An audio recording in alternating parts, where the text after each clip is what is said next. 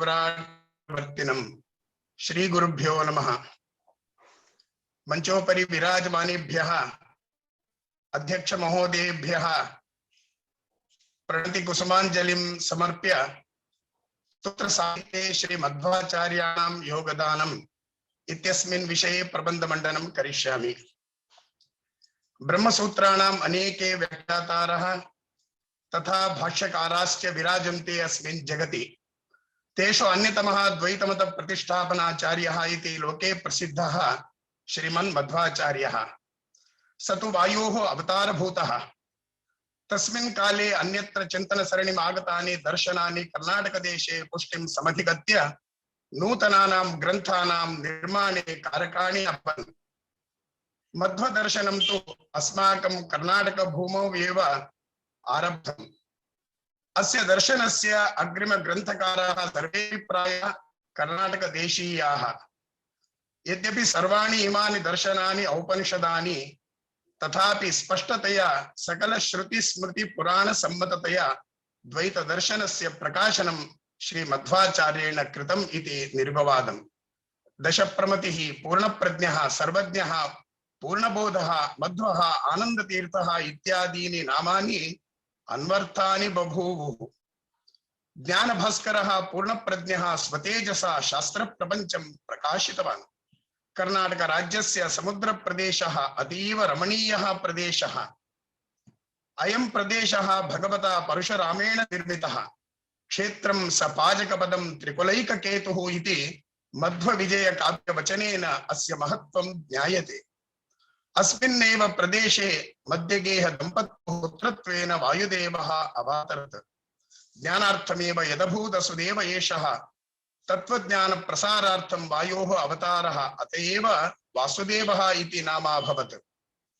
ततः परमहंस परिव्राजकैः अच्युत प्रज्ञाचार्यैः इत्याश्रमं स्वीचकार। प्रथमं तावत् प्रस्थानत्रयां भाष्यं विरचय्य सुमतम् उपस्थाप्य असौ क्रमशः भारतदेशं प्रदक्षिणीचकार। सज्जनानां हितार्थाय द्वैतवादं प्रचारितवान्। तेन द्वैतमताचार्यः इति प्रसिद्धिम् आप्नोत्। श्री मध्वप्रणीताः सर्वे ग्रन्थाः सर्वमूलग्रन्थाः इति प्रसिद्धाः बभूवुः। पारिव्राज्यं ततः प्राप्य कृत्वा शास्त्रसञ्चयं रूपे कृष्णाकृतिं वायुः संस्थाप्य अदात् सतां मुदम् इति ऋषिकेशतीर्थवचनानुसारेण कर्णाटक राज्ये उडुपी क्षेत्रे सिद्धि विघ्न मुख दोष भेषजं श्रीकृष्णं प्रतिष्ठापयामास। श्रीकृष्ण पूजार्थं तत्वज्ञान प्रसारार्थं च अष्टौ यतीन् नियोजयामास। श्रीकृष्ण पूज निरताः ते यतयः ज्ञान प्रसार निरताश्च विलसन्ति। श्री मध्वाचार्यस्य योगदानम्। दार्शनिक क्षेत्रे मध्वाचार्यस्य योगदानम् अपरिमितम् अनुपमं च। नाना सुभाषित स्तोत्र गाथादि कृति सत्कृतीः त्वयि रत्नाकरे रत्नश्रेणीः वा गणयन्ति के इति मध्वविजये वर्णितम्। श्री मध्वाचार्येण 37 ग्रन्थाः विरचिताः। तत्र च स्तोत्र साहित्ये विशिष्टं योगदानं। कन्दुकस्तुतिः, नखस्तुतिः, 12 स्तोत्रम् इति प्रसिद्धानि स्तोत्राणि। तत्र कन्दुकस्तुतिः बाल्ये एव क्रीडावसाने रचिता स्तुतिः। नखस्तुतिस्तु पान्त्वस्मान् पुरुहूत वैरिवलवन् इति श्लोकद्वयात्मकं वर्तते। अन्यत् 12 स्तोत्रं। वस्तुतः अत्र पृथक् पृथक् स्तोत्राणि सन्ति। तथापि स्तोत्राणां गाथानां च एकीकरणेन 12 स्तोत्रम् इत्येव व्यवहारः। अन्यान्य क्षेत्रेषु यात्रायां समूह गानार्थं रचितानि इमानि स्तोत्राणि। एवम् अस्मिन् स्तोत्र ग्रन्थे 12 स्तोत्राणि विद्यन्ते। ग्रन्थेऽस्मिन् सुभाषितं, स्तोत्रं, गाथा च विद्यते। अक्षरगणबद्धं स्तोत्रं, मात्रा गणबद्धा या गीयते सा गाथा। वंदे वंद्यं सदानंदं वासुदेवं निरंजनम इत्यादीनि स्तोत्राणि। अवन श्रीपतिः इति आनंद मुकुंद अरविंद नयन इत्याद्याः गाथाः कुरु भुङ्क्ष्व च कर्म निजं नियतम् इत्यादीनि सुभाषितानि। अस्य स्तोत्रस्य रचनायाः विषये एका कथा प्रसिद्धा वर्तते। श्री मध्वाचार्यः एकदा सर्वाभीष्टप्रदं श्रीकृष्णं प्रतिष्ठापयितुं संकल्पयामास। वंदे वंद्यं सदानंदं वासुदेवं निरंजनम् इति स्तुवन् समुद्रं जगाम। श्रेयो विघ्न विघातार्थं सज्जनानां दयाम्बुधिः चिन्तयन् सर्वविन् मध्वः जगाम च तदन्तिकम्। समुद्रतीरे द्वारकातः समागतां गोपीचंदन संलग्नां विश्वकर्म निर्मितां श्रीकृष्ण प्रतिमां दृष्ट्वा देवकी नंदन नंद कुमार इत्यादिना श्रीकृष्णम् अस्तौत्। तत्र मग्नां समादाय प्रतिमां 12 स्तुतीः कुर्वन् आनीय तां रूपे अस्थापयत् अनल्पधीः। रागलयबद्धमिदं स्तोत्रं 12 स्तोत्रं कर्नाटक संगीतस्य प्रेरणादायकम् अभूत्। श्री मध्वाचार्यः महान् संगीतज्ञः। मध्वविजये अनुपम गान संपदः इति वर्णितं वर्तते। अस्मिन् स्तोत्र ग्रन्थे एकैकस्यापि स्तोत्रस्य अध्ययनत्वेन अध्यायत्वेन व्यवहारः अस्ति। प्रथमोऽध्यायः द्वितीयोऽध्यायः इत्यादि। मठे मंदिरे च विशेषतया नैवेद्य समये 12 स्तोत्रं सर्वे पठन्ति। कारणं विषादि दोष निवारणं भवति इति प्रतीतिः। अतएव विषहर स्तोत्रम् इत्यपि नाम वर्तते 12 स्तोत्रस्य। एकैकशोऽङ्गानि धियानुभावयेत् पदानि यावद्धसितं गदाभृतः इति श्रीमद्भागवत वचनानुसारेण श्रीमन्मध्वाचार्यः 12 स्तोत्रे प्रथमोऽध्याये वन्दे वन्द्यं सदानन्दं वासुदेवं निरञ्जनम् इन्दिरापतिमाद्यादिवरदेशवरप्रदम् इति आरभ्य सन्ततं चिन्तयेनन्तम् अन्तकाले विशेषतः नैवोदापुर्गृणन्तोऽन्तम् यद्गुणानामजादयः इति पर्यन्तं प्रथमाध्याये श्रीहरेः पादादिशिरपर्यन्तम् अंगानां महत्त्वं वर्णयति। एवं 12 स्तोत्रे प्रथमोऽध्याये भगवतः अंगानां वर्णनम् अत्युत्तमरीत्या निरूपितं वर्तते। स्वजनो दधि संवृद्धि पूर्णचन्द्रो गुणार्णवः अमन्दानन्द सान्द्रो नः प्रियताम् इन्दिरापतिः इति आरभ्य इंदिरा मंदसान्द्राग्र्य कटाक्ष प्रेक्षितात्मने अस्मदिष्टैक कार्याय पूर्णाय हरये नमः इति पर्यन्तं द्वितीयाध्याये उपनिषत् प्रतिपाद्यं श्रीहरेः स्वरूपम् अवर्णयत्। ततः कुरु भुङ्क्ष्व कर्म निजं नियतं हरिपाद विनम्र धिया सततम्। हरिरेव परो हरिरेव गुरुः हरिरेव जगत् पितृमातृगतिः न ततोऽस्य परं जगदीड्यतमम् इत्यादि श्लोकाद् आरभ्य आनंदतीर्थ सन्नाम्ना पूर्णप्रज्ञाभिधायुजा कृतं हर्यष्टकं भक्त्या पठत प्रीयते हरिः इति। ततः पुनः चतुर्थोऽध्याये इति देववरस्य हरेस्तवनं कृतवान् मुनिरुत्तममादरतः सुखतीर्थपदाभिहितः पठतः तदिदं भवति ध्रुवोत्सुखम् उच्चसुखं ददाति इति प्रतिपादयन् श्रीमन्मध्वाचार्यः द्वितीयचतुर्थाध्याये श्रीहरेः महिमा निरूपण पूर्वकं साधकम् उपदिदेश। वासुदेवा परिमेय सुधामन् शुद्ध सदोदित सुंदरी कांता धराधर धारिण वेधुरधर्तः सौधृति दीधृति वेधृविधातः इत्यारभ्य आनंद तीर्थ मुनीन्द्र कृता हरिगीतिरियं परमादरतः परलोक विलोकन सूर्य निभा हरिभक्ति विवर्धन शौंडतमा इति पर्यन्तं पंचमे अध्याये केशवादि द्वादश मूर्तीनां पृथक् पृथक् वर्णनं शास्त्रोक्तरीत्या वर्णनं महिमानं च अवर्णयत्।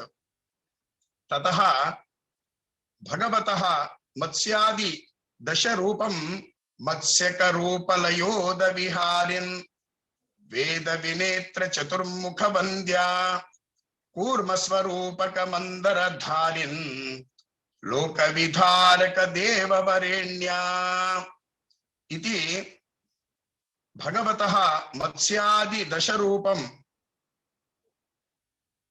वर्णयति अस्मिन् अध्याये। ततः आनंद तीर्थ मुनीन्द्र कृता हरिगाथा फलमपि अस्य अध्यायस्य पठनेन किं भवति फलम् इति निरूपयन् श्रीमन् मध्वाचार्यः आनंद तीर्थ मुनीन्द्र कृता हरिगाथा पापहर शुभ नित्य सुखार्थ इति प्रतिपादयन् भगवतः मत्स्यादि रूपम् अवर्णयत्। ततः सप्तमे अध्याये विशेष रूपेण महालक्ष्म्या निरूपणं भवति। वस्तुतस्तु पृथक् पृथक् स्तोत्र गाथा। तत्र महालक्ष्म्याः विशेष वर्णनं भवति।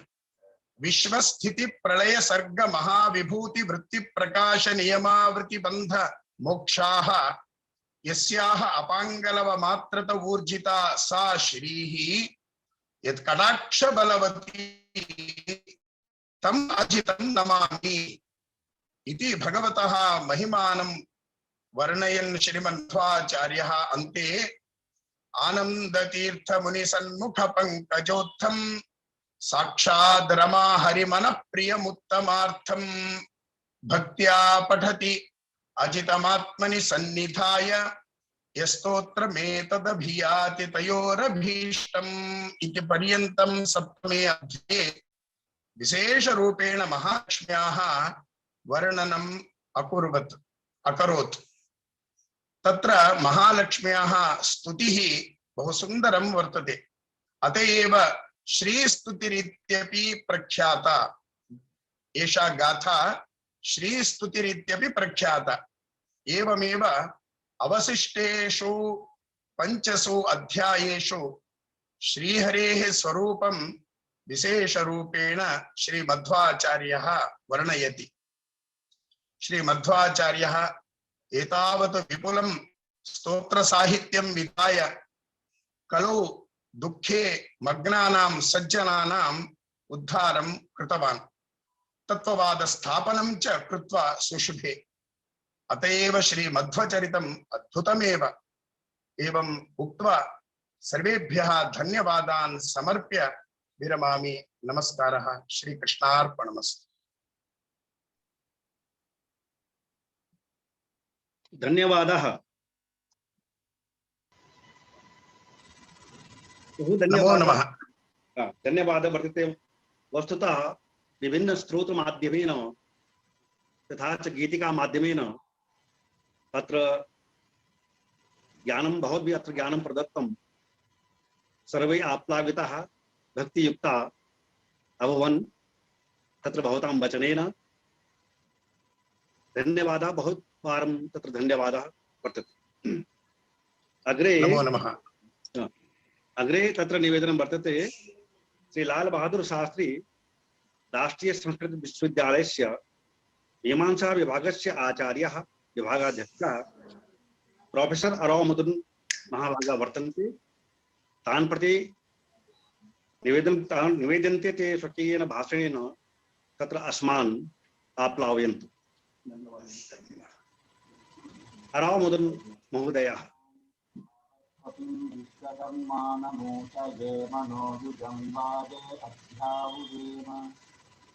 तनोने दिक्ता अवनानि लोकते विश्वसं भूरवते साधुकर्मा वन्देकं जमिनां ध्वंधरमहं मानान्धकारद्रुहा पन्थानं परिपन्थिनां निजदिता रुन्धानं धानया दत्तं येन दया सुधाम्बुनिधिना पीत्वा विशुद्धं पयः कालेन शरीरैरकृष्णजलसः काङ्क्षाधिकं वर्षति सदा गमयितविज्ञेयं समतीतस्तरास्तरं नारायणं सदा वन्दे निर्दोषा शेषसद्गुणम्। नमः सभायै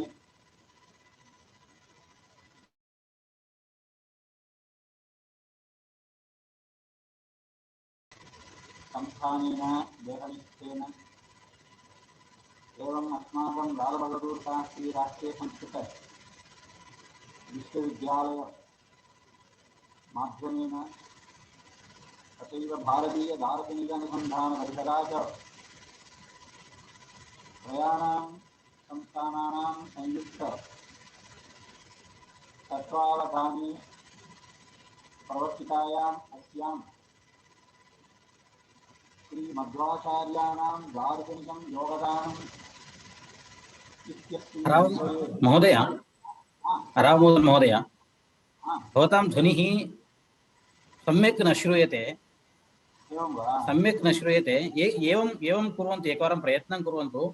वीडियो आफ् कुर्वन्तु, सम्भाषणं कुर्वन्तु, किञ्चित् भवति। अधुना समीचीनं श्रूयते वा? किञ्चित् ततोपि वरम्। मध्वाचार्याणां दार्शनिकं योगदानम् इत्यस्मिन् विषये विचारः भवतु इति प्रवर्तितायाम् अस्यां विद्वत्सभायां दासजनेनापि किञ्चित् वक्तव्यमिति, यद्यपि तेषां शुभनाम अस्ति धनञ्जयरावः इति, स्वयमपि रवं करोति, अन्यानपि रावयति, इत्युक्ते वाचयति। तेषां सूचनां वा प्रार्थनां वा स्वीकृत्य प्रामाण्यविषये किञ्चित् वक्तव्यम् इति धिया आचार्य अनुग्रहेण किञ्चित् वक्तुम् उद्दिष्टोऽयं जनः। वस्तुतः प्रमाणाधीना प्रमेयसिद्धिः, तत्र किं प्रमाणम् इत्युक्ते प्रमायाः करणं प्रमाणं,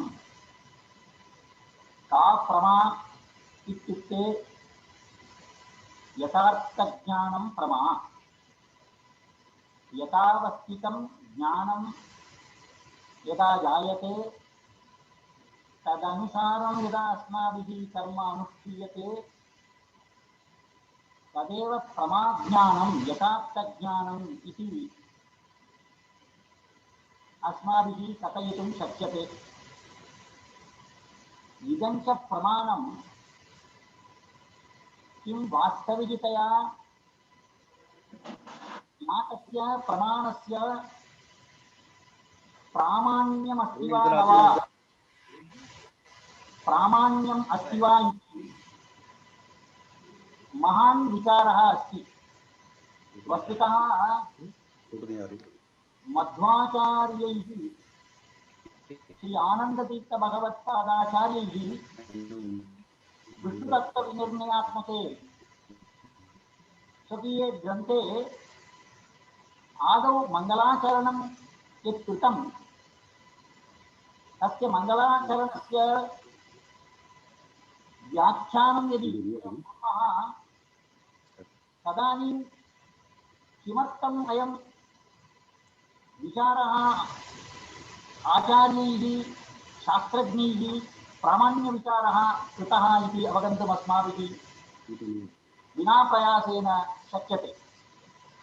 रामोदर महोदय, वीडियो अत्र न दृश्यते, भवतां तत्र मुखं न दृश्यते। अत्र न दृश्यते नाम किं रवः श्रूयते किल तैरुक्तं तत्र वीर्यो मास्तु इति।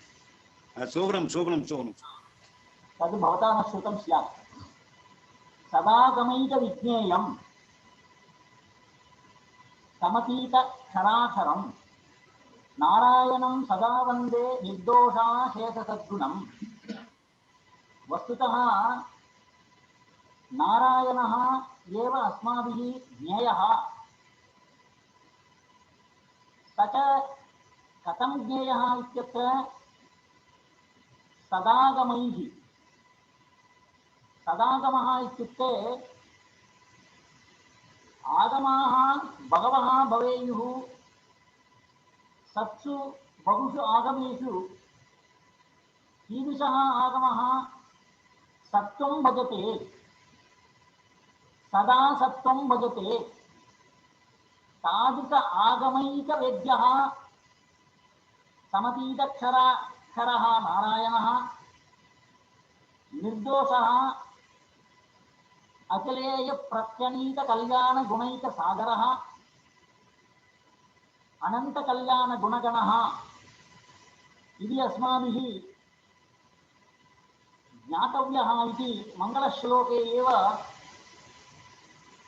प्रमाणविषये प्रामाण्यस्वतस्थविषये किञ्चित् अस्माकं कृते आचार्यैः सूचितमस्ति। वस्तुतः किमर्थं प्रामाण्यविचारः कर्तव्यः, किमर्थं प्रामाण्यः स्वतः भवति उत परतः इति चेत् किं नाम प्रामाण्यं, किं नाम स्वतस्त्वं, किं वा परतस्त्वम् इति आदौ अस्माभिः ज्ञातव्यमस्ति। तदनु शास्त्रकारैः कैः स्वतस्त्वं स्वीकृतं, कैर्वा परतस्त्वं स्वीकृतम् इति अवकाशे सति विचारयामः।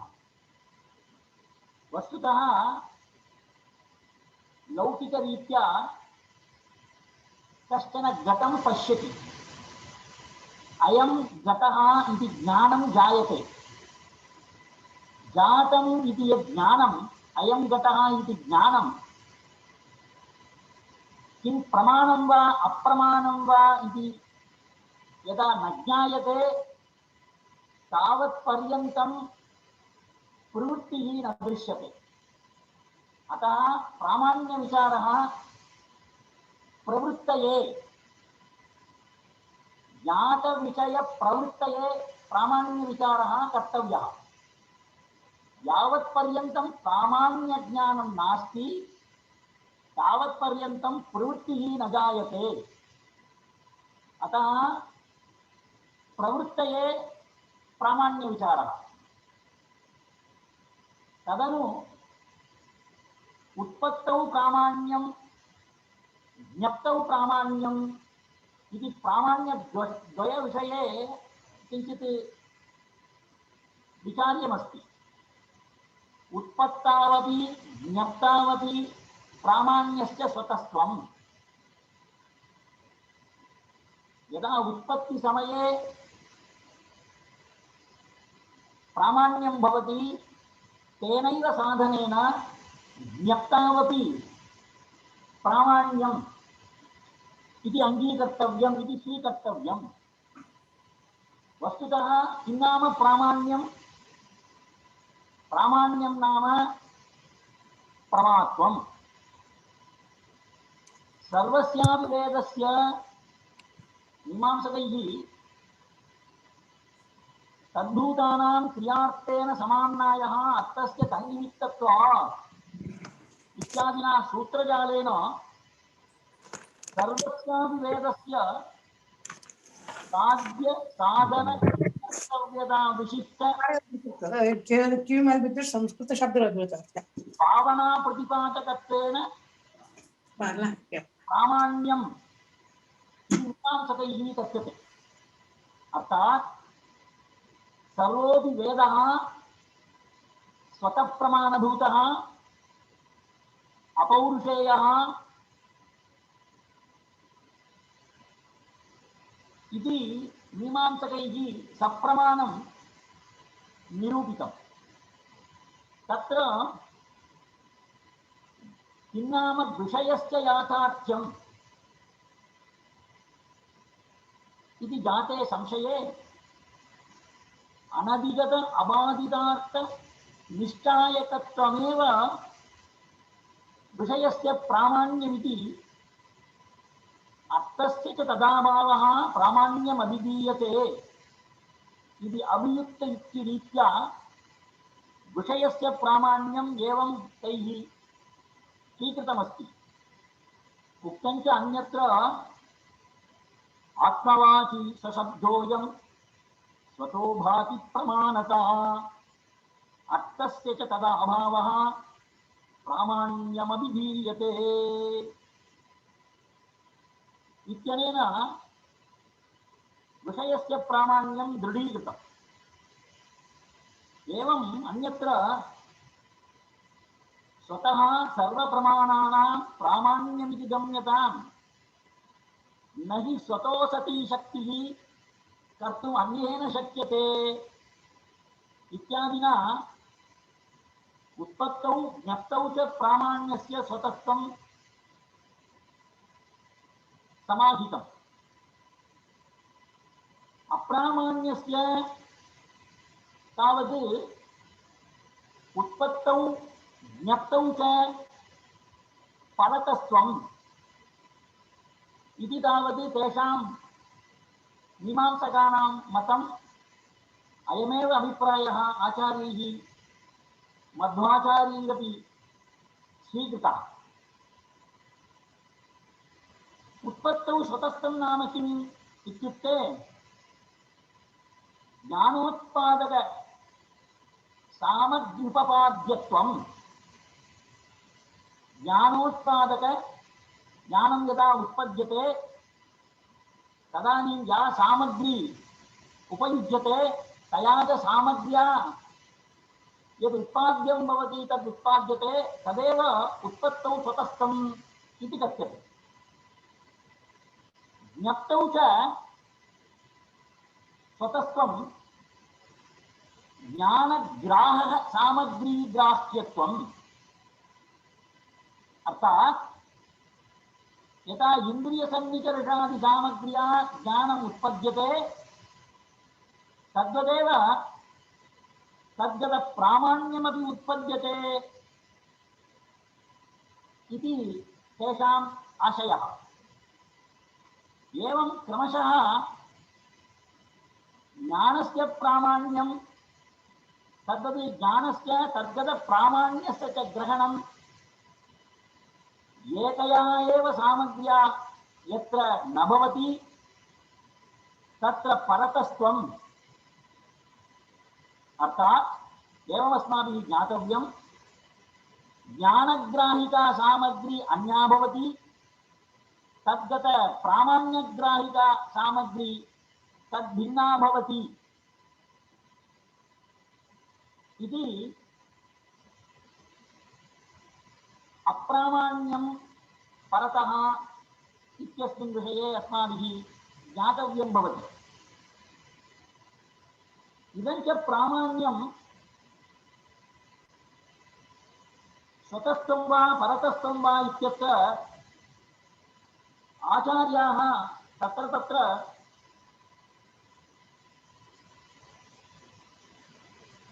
भेदतया इत्युक्ते अभिप्रायभेदेन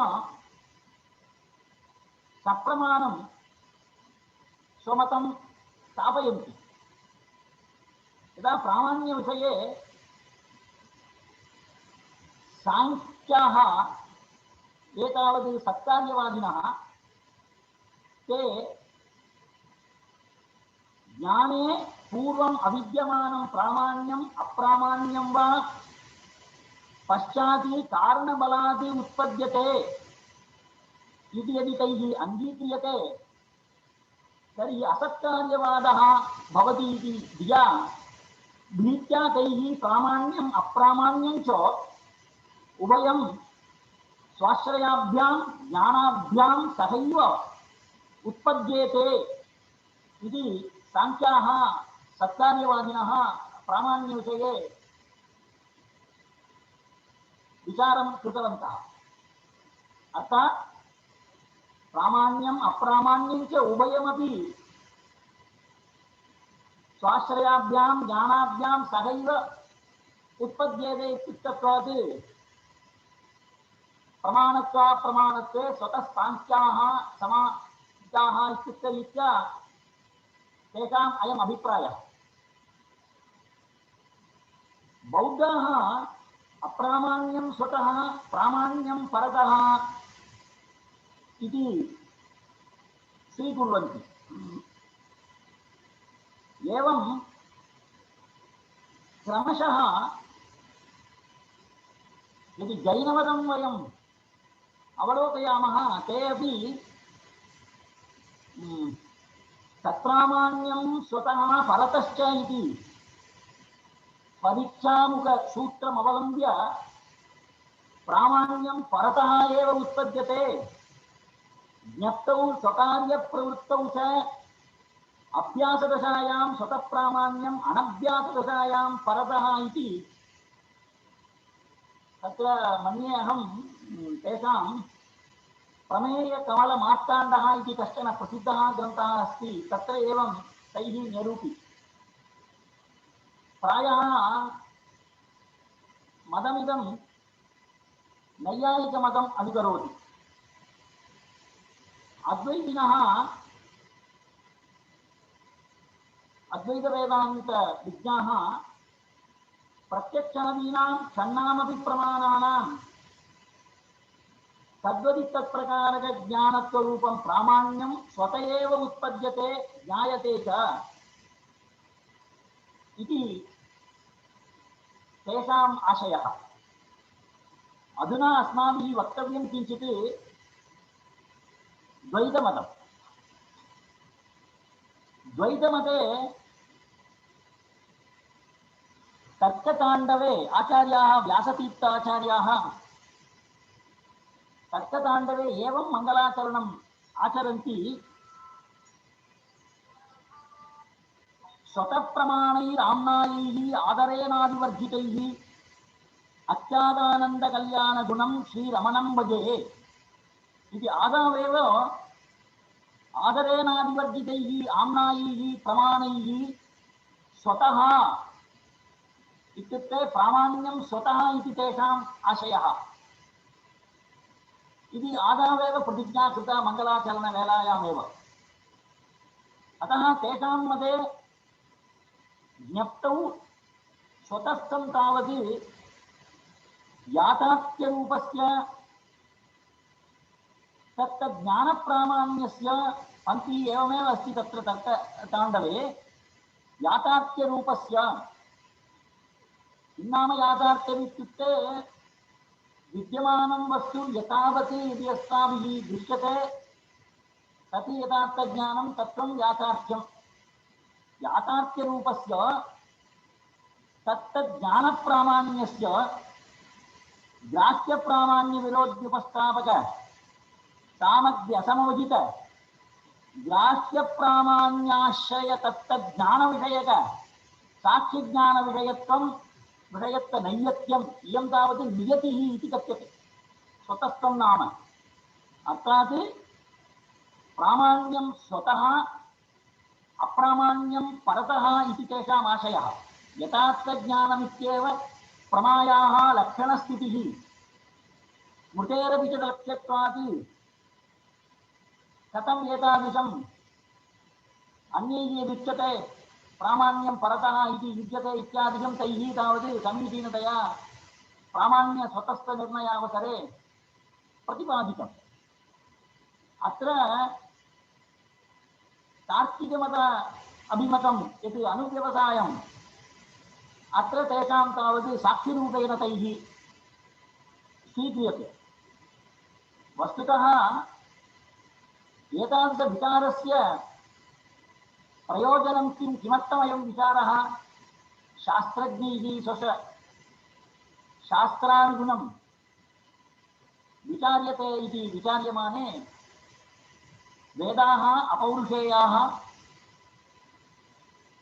तस्य वेदप्रामाण्ये प्रमाणान्तरं नापेक्षते। अत एव प्रामाण्यस्य स्वतस्त्वं स्वतः प्रमाणं सत् यथा दीपः अन्यानपि प्रकाशयति स्वयमपि प्रकाशते। अत एव श्री विशिष्टाद्वैत वेदान्ताचार्यैः ज्ञानस्य स्वयं प्रकाशत्वं धर्मभूतज्ञानमिति तैः किञ्चित् ज्ञानम् अङ्गीक्रियते। धर्मभूतज्ञानस्य स्वयं प्रकाशत्वम् इत्यपि विशिष्टाद्वैत आचार्याणाम् अभिप्रायः। वस्तुतः सर्वैः आचार्यैः विशिष्य मदाचार्यैः शंकराचार्यैर्वा रामानुजाचार्यैर्वा मध्वाचार्यैर्वा किमर्थम् एतादृशविचारः सप्रमाणकं विचारादिकं सप्रमाणादिकं स्वस्वग्रन्थेषु निक्षिप्तम् इत्युक्ते तत्र वेदसंरक्षणार्थं। यदा वेदः संरक्ष्यते तदानीमेव वेदप्रतिपाद्यः भगवान् संरक्षितो भवति। अत एव सदागमैक वेद्यमिति नारायणस्य सदागमैकवेद्यत्वम् उक्तमस्ति। अतः प्रायशः मीमांसा शास्त्रं स्वतःप्रामाण्यं मीमांसा दर्शनानुगुणं भवति। तदेव द्वैतिनामपि माध्वाचार्याणामपि अभिप्रायः प्रामाण्यस्य स्वतस्त्वमिति। तत्र तत्र तर्कताण्डवादि विष्णुतत्त्वविनिर्णयादि सुधाग्रन्थः इति। वस्तुतः अहमत्र ग्रामे अस्मि। अत्र ग्रन्थाः तादृशग्रन्थाः अत्र नोपलभ्यन्ते। अतः मया रावः पृष्टाः, जरन्धे रावाः। ते तावत् किञ्चित् वाट्सप् रूपेण प्रेषितवन्तः। तद् कथञ्चित् आचार्य अनुग्रहेण अवगत्य अधुना अहं कथयन्नस्मि। अन्ततो गत्वा मध्वाचार्याणां मतरीत्या प्रामाण्यं स्वतः स्वतःप्रामाण्यस्वीकारे परमं निदानं वेदसंरक्षणार्थं तदागमसंरक्षणार्थं। तदागमसंरक्षणं चेदेव तदागम वेद्यः नारायणः अस्माभिः ज्ञातुं शक्यते इति धिया अयं च प्रामाण्यविचारः तैः अत्यन्तगभीरतया शास्त्रगत्या सप्रमाणं तत्र तत्र ग्रन्थेषु प्रपञ्चितम् इति उक्त्वा अवकाशं दत्तवद्भ्यः कल्पितवद्भ्यः सर्वेभ्यः महोदयेभ्यः प्रणामाञ्जलिं विधाय यदि दोषाः सन्ति तन्मदीयाः, यदि किञ्चित् उपादेयमस्ति तत् आचार्याणामेव इति उक्त्वा उपरमामि। धन्यवादाः।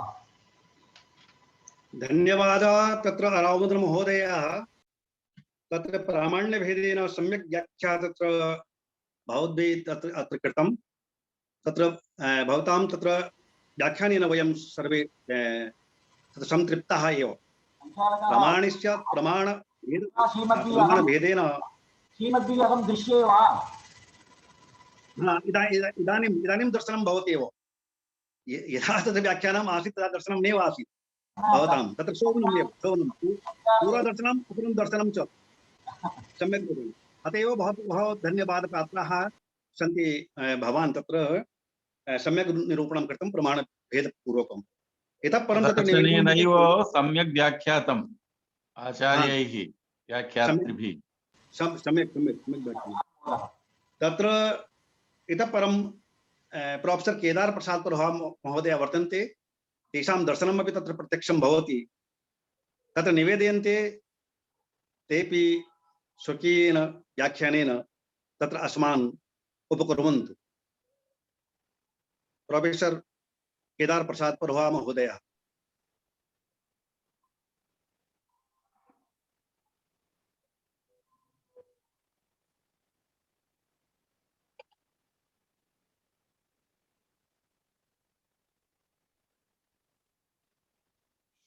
परोहरि अन्म्यूट् कृत्वा वदन्तु।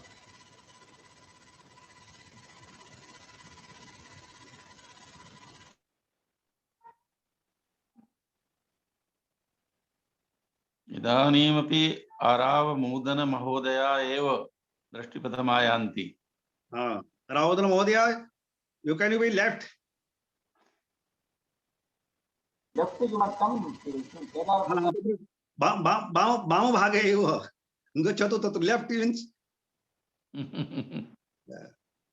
पुरोह महोदय तत्र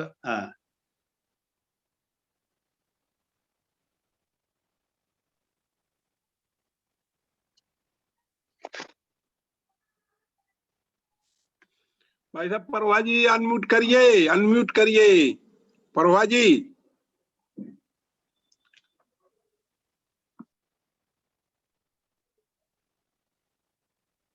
गुरुजी हेडफोन लगाकर बोलिए।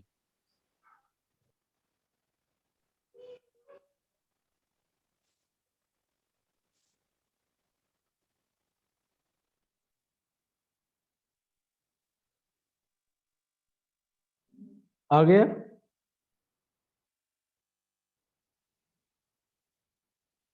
हेलो, आवाज आ रही है? आ रही है आ रही है, बोले। हाँ, शुरू कीजिए। ओम खंडमंडलाकारं व्याप्तं येन चराचरं तत्पदं दर्शितं येन तस्मै श्री गुरुवे नमः। गुरुर्ब्रह्मा गुरुर्विष्णु गुरुर्देवो महेश्वर गुरु साक्षात् परब्रह्म तस्मै श्री गुरुवे नमः। अज्ञानतिमिरान्धस्य ज्ञानाञ्जनशलाकया चक्षुरुन्मीलितं येन तस्मै श्री गुरुवे नमः। लक्ष्मीनाथ समारंभां नाथयामुनिमध्यमाम् अस्मदाचार्य पर्यन्तां वन्दे गुरुपरम्पराम्। समादरणीयाः सभाध्यक्ष महोदयः, संचालकाः प्रोफेसर सिलोढ़ी महोदयः, सर्वे विद्वांसः प्रणमामि। मम विषयः विशिष्टाद्वैत द्वैतमतयोः इतिहास विमर्शः। अब हिंदी भाषायां बचमी। भारतीय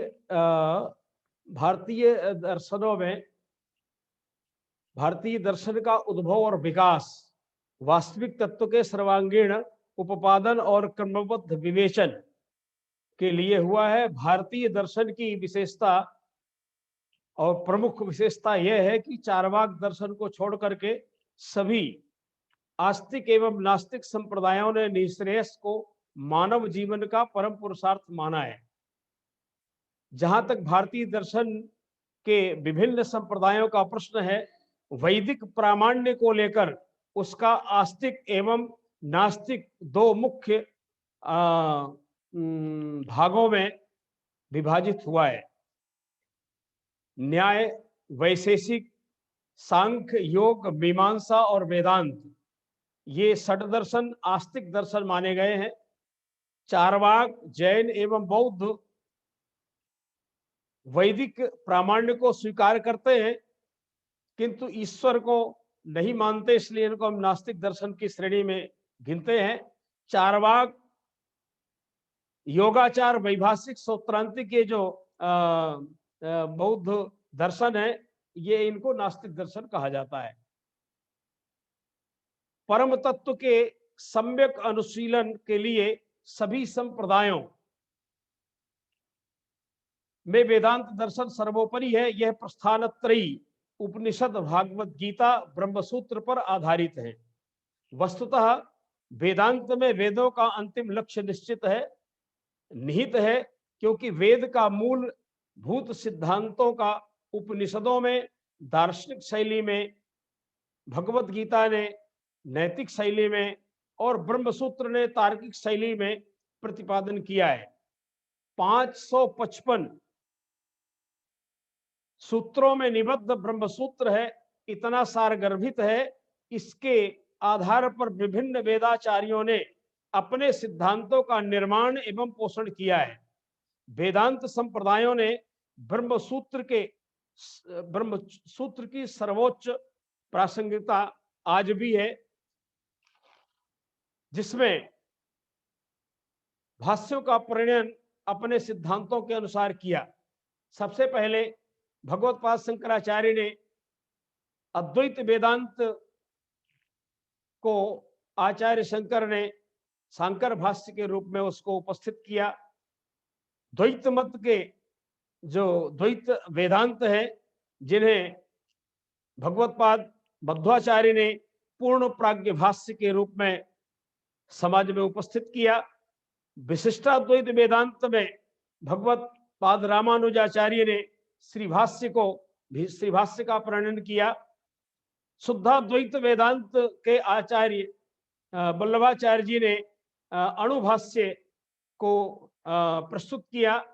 द्वैताद्वैत वेदांत के आचार्य निम्बार्काचार्य जी ने वेदांत पारिजात सौरभ भाष्य को प्रणयन किया। इस तरह से वेदांत के इन विभिन्न संप्रदायों को का विकास आधार जीव ब्रह्म और आपसी संबंध को स्थापित किया है। मैं पहले विशिष्टाद्वैत वेदांत की स्थिति को इतिहास को बता करके और द्वैत वेदांत में जाऊंगा। तो विशिष्टाद्वैत दर्शन का इतिहास इस प्रकार से देखा जा सकता है। वैष्णव भक्त, हाँ आवाज आ रही है? आ रही। हाँ बोलिए।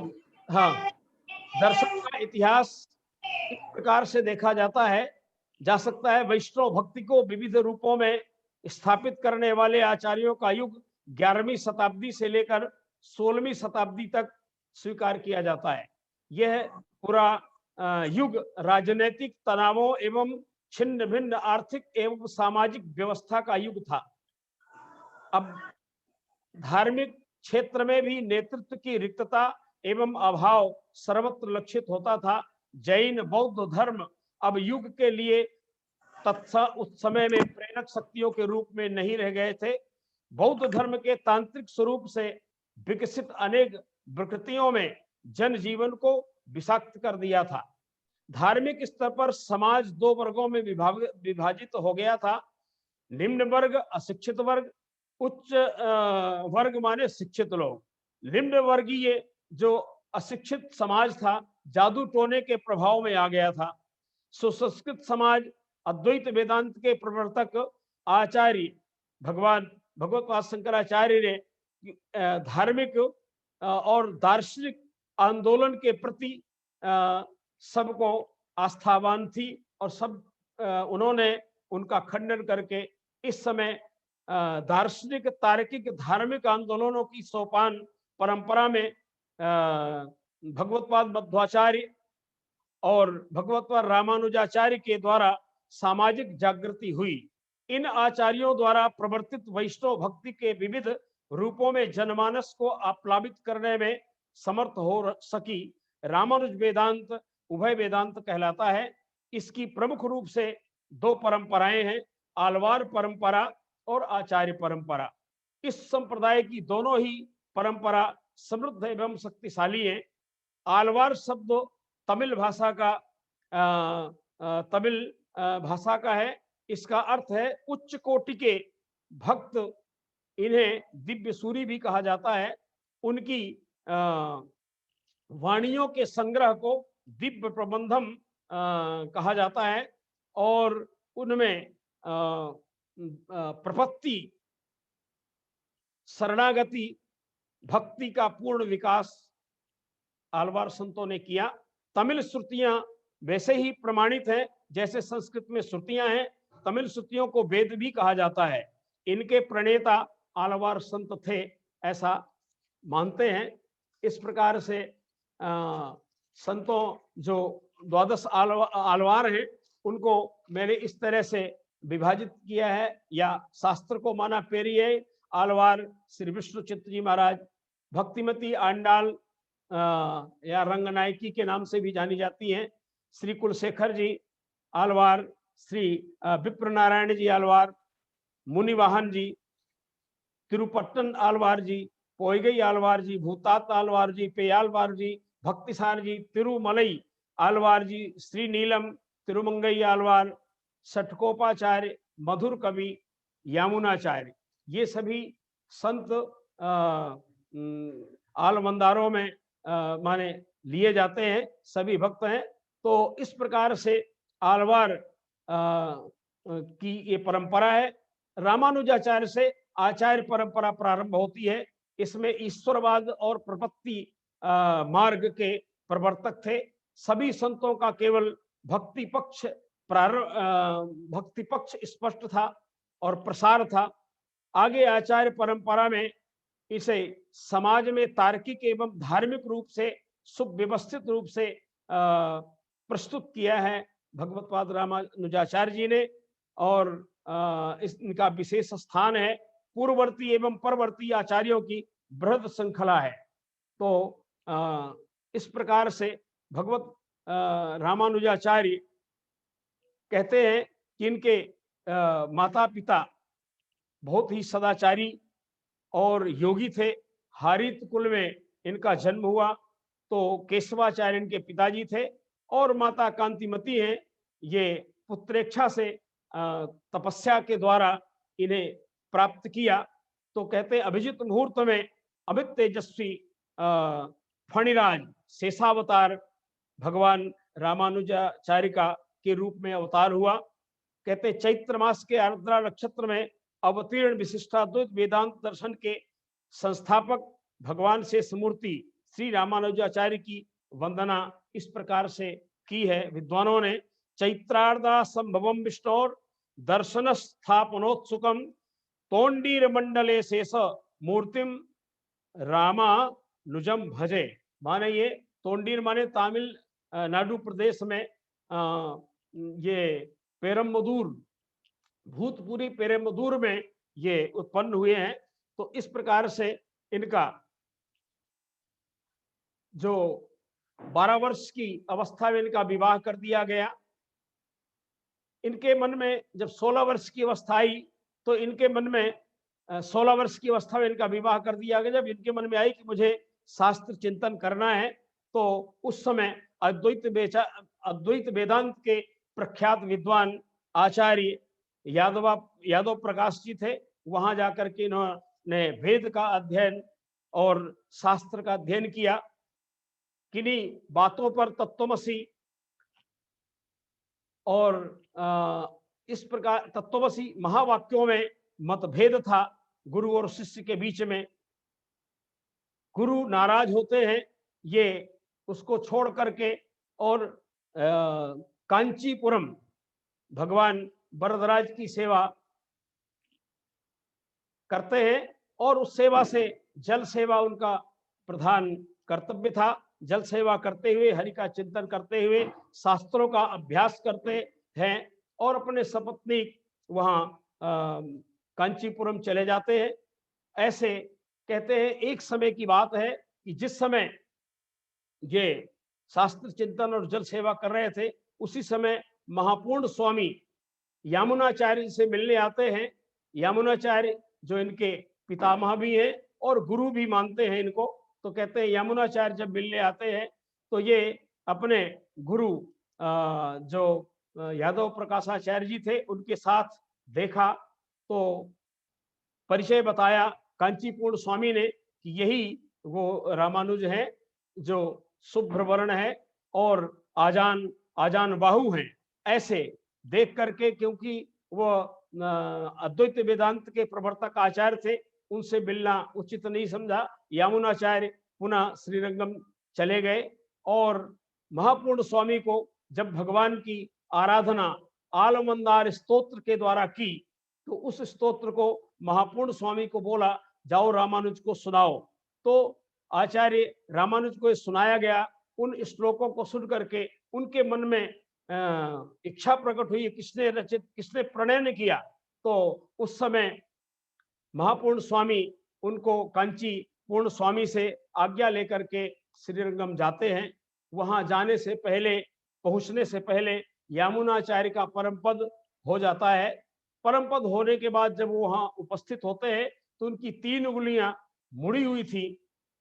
भगवत्पाद रामानुजाचार्य ने संकल्प किया कि मैं आपके संकल्प को समझता हूं ये तीनों कार्य मैं संपन्न करूंगा। इस भाव के साथ जैसे उन्होंने संकल्प किया मन में, वैसे उनकी उंगली सीधी हो गई। उसी समय उनको सब लोगों ने आश्चर्यचकित से सब लोगों ने देखा और सुना। तो इस प्रकार उन्होंने जो 3 संकल्प किया था वो क्या था?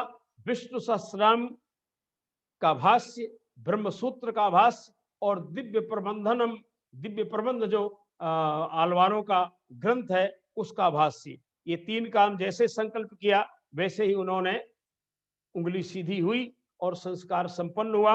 रामानुजाचार्य पुनः आदित हैं और प्रचार कहते हैं। वो फिर यादव प्रकाशाचार्य जी उनको मनाते हैं, बुलाते हैं, अध्ययन अध्यापन चलता है और फिर वो वरदराज स्वामी के यहाँ तत्वमसी व्याख्या में उनका मत वैभिन्न होता है।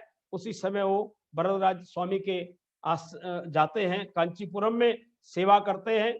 कहते हैं महापूर्ण स्वामी से दीक्षा भी ली उन्होंने। एक दिन जब वरदराज स्वामी की सेवा में थे तो स्वामी यमुनाचार्य के पुत्र स्वामी वो बर रंगाचार्य जी को भेजा श्रीरंग स्वामी ने कि जाओ उनको मेरी सेवा में लेके आओ। तो नाट्य में वो बहुत प्रवीण थे, नाट्य कला में। कांची पुर में जाकर के और महाराज भरतराज के सामने बहुत अच्छी प्रस्तुति दी। भरतराज महाराज बड़े प्रसन्न हुए, तुम लक्ष्मी और मुझे छोड़ के कुछ भी मांग सकते हो, मैं तुम्हें दूंगा, तुमसे बहुत प्रसन्न हो। तो उन्होंने रामानुजाचार्य को मांग लिया। तो भरत स्वामी ने कहा, भरतराज स्वामी ने, कि ये तो मेरे प्राण है, इनको तो मैं दे ही नहीं सकता, पर महाराज आपने ये वचन दिया था इसलिए आपको ये स्वीकार करना पड़ेगा। तो स्वीकार करके और भरतराज स्वामी आज्ञा देते हैं और रामानुजाचार्य स्वामी जाकर के श्रीरंगम में और भगवान रंगनाथ की सेवा करते हैं। वहीं पर सेवा करते हुए कांची महापूर्ण स्वामी से दीक्षा लेते हैं और दीक्षा लेने के बाद वो गोष्ठीपूर्ण स्वामी से उस महामंत्र का रहस्य जानते हैं और मंदिर में खड़े होकर के और मंत्र का प्रकाश करते हैं। गोष्ठीपूर्ण स्वामी ने कहा कि तुम्हें नर्क होगा। तो रामानुजाचार्य स्वामी ने कहा कि देखो मुझे नर्क होगा, हे गुरुदेव, मैंने गलती की, पर मुझे नर्क होगा तो मुझे बड़ा सुख मिलेगा, सब लोग स्वर्ग चले जाएंगे। इस बात को सुनकर के गोष्ठीपूर्ण स्वामी ने हृदय से लगाया। फिर वो सहस्त्र गीति का भी अध्ययन कराया। तो इस प्रकार से ये जो रामानुजाचार्य है, इनका जो दर्शन है, परम सत्य के संबंध में 3 स्तर ये मानते हैं। ब्रह्म माने ईश्वर, चित्त और ब्रह्म ईश्वर हो गए, और चित्त जो है आत्मा है, अचित प्रकृति है। ये 3 तत्व मानते हैं। वस्तुतः ये चित्त अर्थात आत्म तत्व का, अचित प्रकृति तत्व का, और ब्रह्म जो है ईश्वर है, इनसे अलग नहीं है। ये तीनों ही तत्व विशिष्ट रूप से ब्रह्म के 2 स्वरूप हैं, ब्रह्म और ईश्वर ही। ब्रह्म पर ये सब आधारित है, ईश्वर पर। वस्तुतः यही रामानुजाचार्य का विशिष्टाद्वैत वेदांत है। जैसे शरीर में आत्मा पृथक नहीं है, आत्मा के उद्देश्य की पूर्ति के लिए शरीर कार्य करता है, उसके अंदर ब्रह्म या ईश्वर रहता है।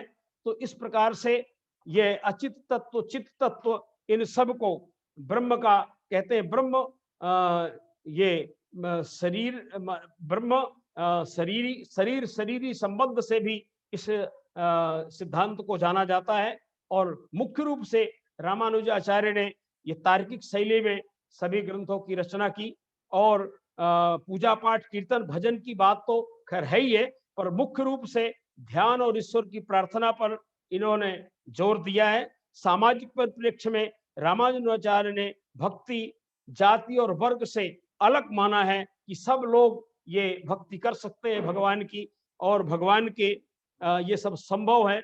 इस प्रकार से भक्ति के द्वारा भगवान ने कहा, भगवत रामानुजाचार्य ने, कि यह आदर्श के रूप में प्रस्तुत है, दार्शनिक आधार भी प्रदान किया।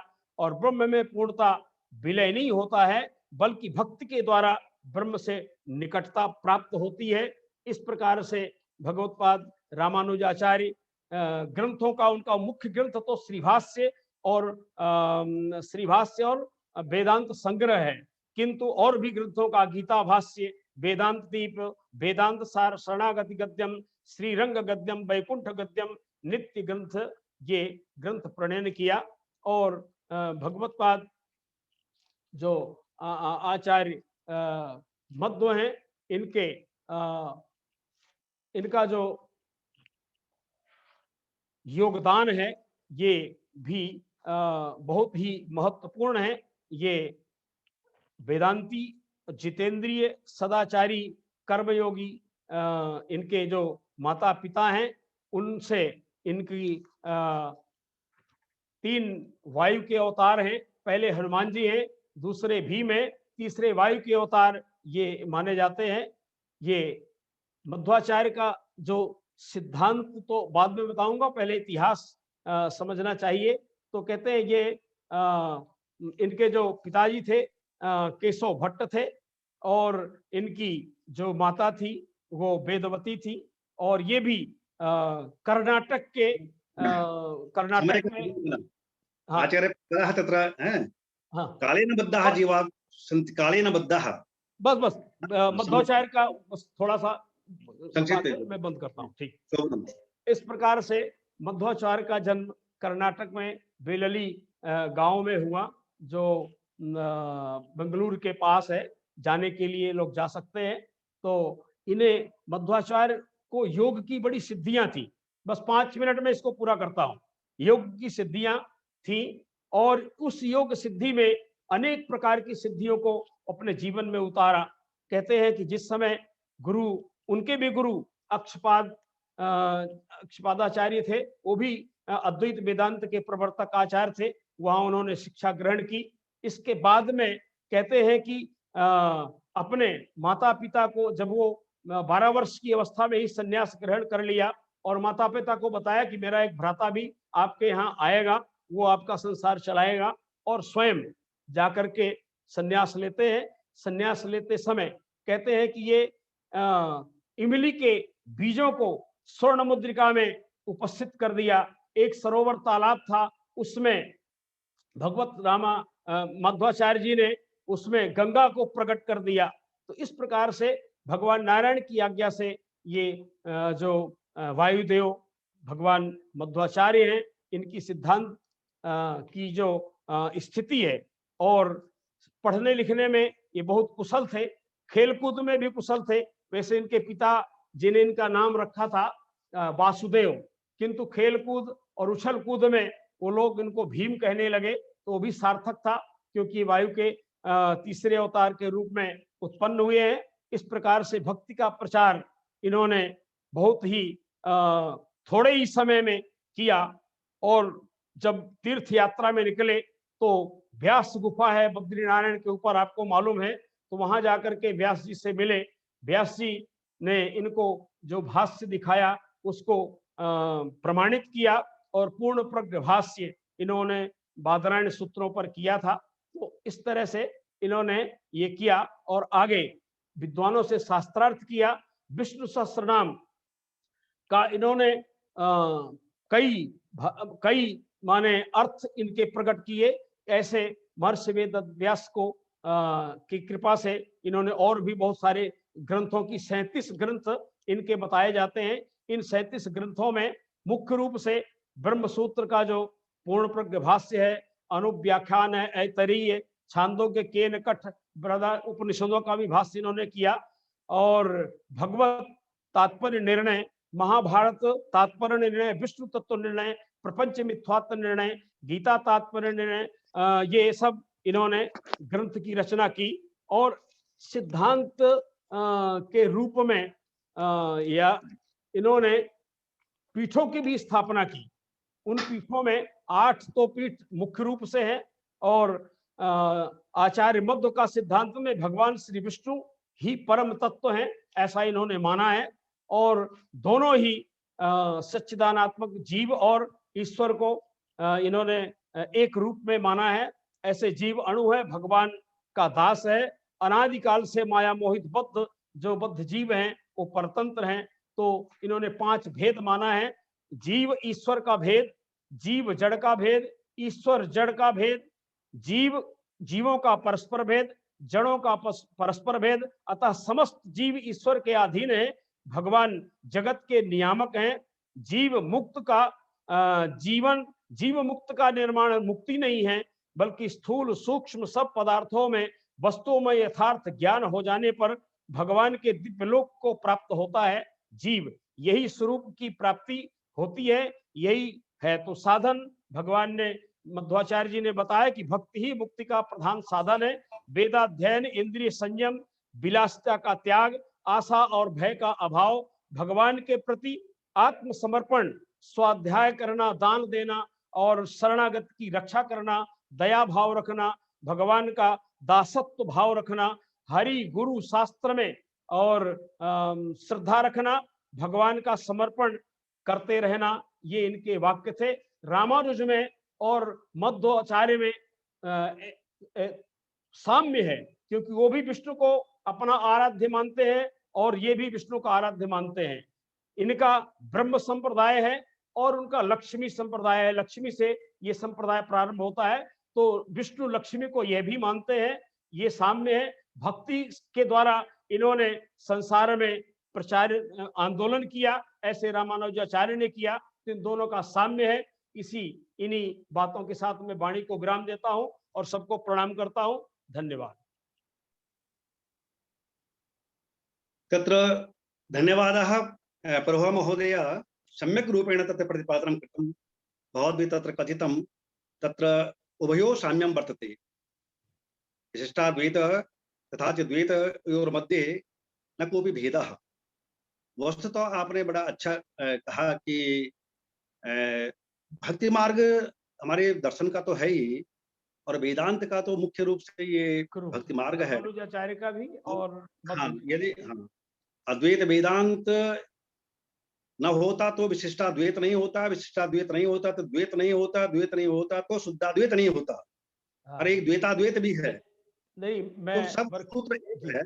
बरखेड़ी जी से मैं प्रार्थना करता हूँ, निवेदन करता हूँ, एक मिनट बरखेड़ी जी से, कि हमने ये अपने विषय में अपने विशिष्टाद्वैत में इन 5 वेदांतों का हमने रखा है, और इस जो अभी पाठ्यक्रम निर्धारित होगा तो हम उसको प्रारंभ कर देंगे। जी देखो, सबके घरों को देखना है, तभी हम जो है समीक्षा कर सकते हैं। जी जी, जब हम द्वैत भी पढ़ेंगे, द्वैताद्वैत भी पढ़ेंगे, और बहुत सारे दर्शनों को पढ़ेंगे, चाहे आस्तिक दर्शन है चाहे नास्तिक दर्शन है। जब पढ़ना चाहिए, सबको पढ़ना चाहिए। बहुत बहुत धन्यवाद आपका। एक ही सूत्र में, एक ही सूत्र के विभिन्न रूप से भाष्यकारों ने उसका वर्णन किया है, चाहे द्वैतवाद हो, अद्वैतवाद हो, विशिष्टाद्वैतवाद हो, द्वैताद्वैतवाद हो, अद्वैत हो, ये इस पर आपने प्रकाश डाला है। बहुत बहुत धन्यवाद आपका। बहुत अच्छा आपका व्याख्यान रहा, विस्तृत व्याख्यान रहा है। मना करते भी आपने पूरा उसको आगे खींच ही लिया है। आपकी आदत है पूरा करना था करते मुझे। मैंने बड़ी मेहनत की थी भाई। पूरा करते हुए बीच में नहीं छोड़ते हैं। एतः परं तत्र निवेदनं वर्तते, यदि सुदर्शन महोदयाः सन्ति तेषां कृते तत्र निवेदनं वर्तते, स्वकीयम् उद्बोधनं व्याख्यानं तत्र ददातु। सुदर्शन का सुन लेते हैं। सुदर्शन महोदय। आम्, नमो नमः। अखिल भुवन जन्मस्थेम भंगादिलीले विनत विविध भूत व्रात रक्षैक दीक्षे श्रुतिशिरसि विदीप्ते ब्रह्मणि श्रीनिवासे भवतुमवरस्मिन् शेमुषी भक्तिरूपा गुरुभ्यस्तद्गुरुभ्यश्च नमो वाकमदीमहे वृणीमहे च तत्राद्यो दंपती जगतांपति। आदौ अस्माभिः एकं ज्ञातव्यं भवति। श्रुतिवाक्यम् एवं वदति, नायमात्मा प्रवचनेन लभ्यः न मेधया न बहुना श्रुतेन, यमे वेश वृणुते तेन लभ्यस्तस्यैषात्मा विवृणुते तनून् स्वाम् इति। अयमात्मा परमात्मा तावत् प्रवचनेन न लभ्यः न मेधया न बहुना श्रुतेन, बहुभिः श्रोतव्यं बहुना श्रोतव्यम् इत्यादिकम् उक्तं वर्तते, तथापि तेनापि न प्राप्यते। यमे वेश वृणुते तेन लभ्यः। यं जीवात्मानं यः परमात्मा वृणुते, सहैव स जीवात्मा एव परमात्मना वर्णीयः भवति, प्राप्यः भवति इति। अथापि अस्माभिः तावत् भक्त्या प्रपत्या वा तत्र तन्मुखेन भगवत्प्राप्त्यर्थं प्रयासः क्रियते। ज्ञानेन मुक्तिः इत्युच्यते। तच्च ज्ञानं तत्त्वज्ञानं भवति। तत्र तत् तत्त्वज्ञानं तावत् केवलं वाक्यात्मकं वाक्यजन्यं ज्ञानं न भवति, अपि तु उपासनात्मकं ज्ञानं भवति इति अस्माभिः सर्वैः अङ्गीक्रियते। तत्र मम विषयः भवति ब्रह्मणः सर्वशब्दवाच्यत्वम् इति। तच्च ब्रह्म कथम् उपास्यम्? ब्रह्म तावत् सर्वत्र सर्वविधरूपेण अवस्थितं वर्तते, निर्दोषं च वर्तते।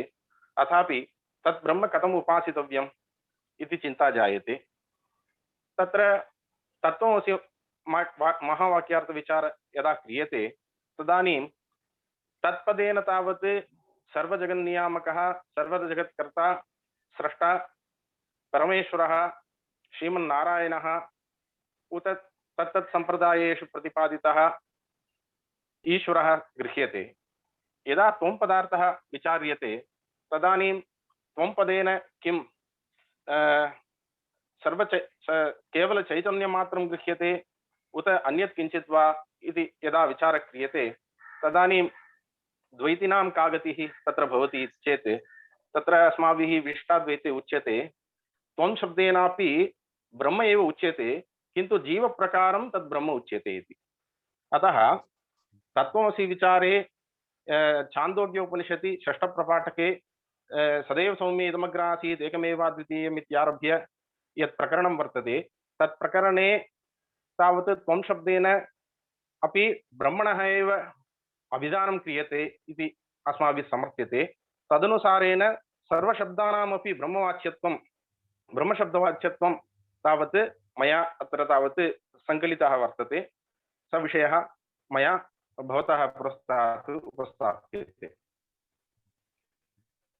सदैव सौम्ये इदमग्रासीत् एकमेवाद्वितीयम् इति श्रुतिः तावत् सतः जगतः अभिन्ननिमित्तोपादानकारणत्वं प्रकरणेषु यदा पठितं ब्रह्म वा इदमग्रासीत्, आत्मा वा इदमग्रासीत् इत्यादिभिः तावत् तत् ब्रह्म नारायणादि सर्वशब्दवाच्यैः तावत् उच्यते।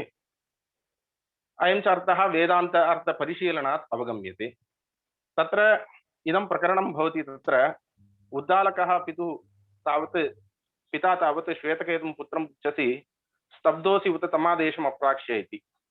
स्तब्धः नाम कोऽर्थः? परिपूर्ण इव लक्ष्यते इत्यर्थः। उत तमादेशम् अप्राक्ष्य तम् आदेशः इत्यस्य कोऽर्थः? आदिश्यते अनेन इति आदेशः नाम प्रशासनम् इत्यर्थः। प्रशासनम् अर्थात् भवान् परिपूर्णैव लक्ष्यसे, किं तान् आचार्यान् प्रति तमप्यादेशं भवान् पृष्टवान् असि इति अस्य प्रश्नस्य आशयः। तथा च श्रुतिः वदति अन्यत्र एतस्य वा अक्षरस्य प्रशासने गार्गी सूर्या चन्द्रमसौ विधृतौ तिष्ठतः, एतस्य अक्षरस्य ब्रह्मणः प्रशासने आदेशे एव हे गार्गी सूर्या चन्द्रमसौ विधृतौ तिष्ठतः इति वदति। एवं मनुस्मृतौ अपि उक्तं वर्तते प्रशासितारं सर्वेषाम् अनीयां सह अनो अपि रुक्माभं नदीगम्यं विद्यात् पुरुषं परं। तत्रापि प्रशासितारम् इति पदं वर्तते। अतः प्रशासितत्वेन परब्रह्मणः मुक्तिः वर्तते। एवं सर्वेषामपि प्रशासिता, एवं अनीयां सा आत्मानः अपि अनोरपि अयं तावत् प्रशासिता।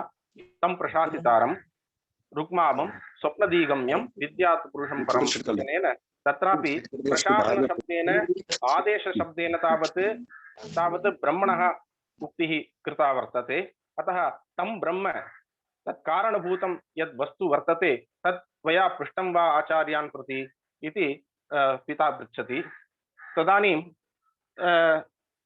तत्र आरभते एवं तदेव सौम्ये इदमग्र आसीत् एकमेवाद्वितीयम् इत्यनेन एकमेव इत्यनेन जगतः उपादानत्वं प्रतिपाद्य एकमेव अद्वितीयम् इति पदेन अधिष्ठातान्तर निवारणात् तत्र निमित्तकारणमपि अन्यत् किञ्चित् नास्ति इति प्रतिपादनेन अभिन्ननिमित्तोपादानत्वमुखेन तावत् तादृशं कारणभूतं तत्त्वं त्वम् आचार्यं प्रति पृष्टवान् असि वा इति पृच्छति। तत्र तावत् इदं तावत् मूलभूतं बीजं भवति। पितुः प्रश्नस्य येना श्रुतं श्रुतं भवति अमतं मतम् अविज्ञातं विज्ञातम् इति। अस्य अयमर्थः भवति येन श्रुतेन मतेन विज्ञातेन अश्रुतम् अमतम् अविज्ञातं श्रुतं मतं विज्ञातं स्यात्।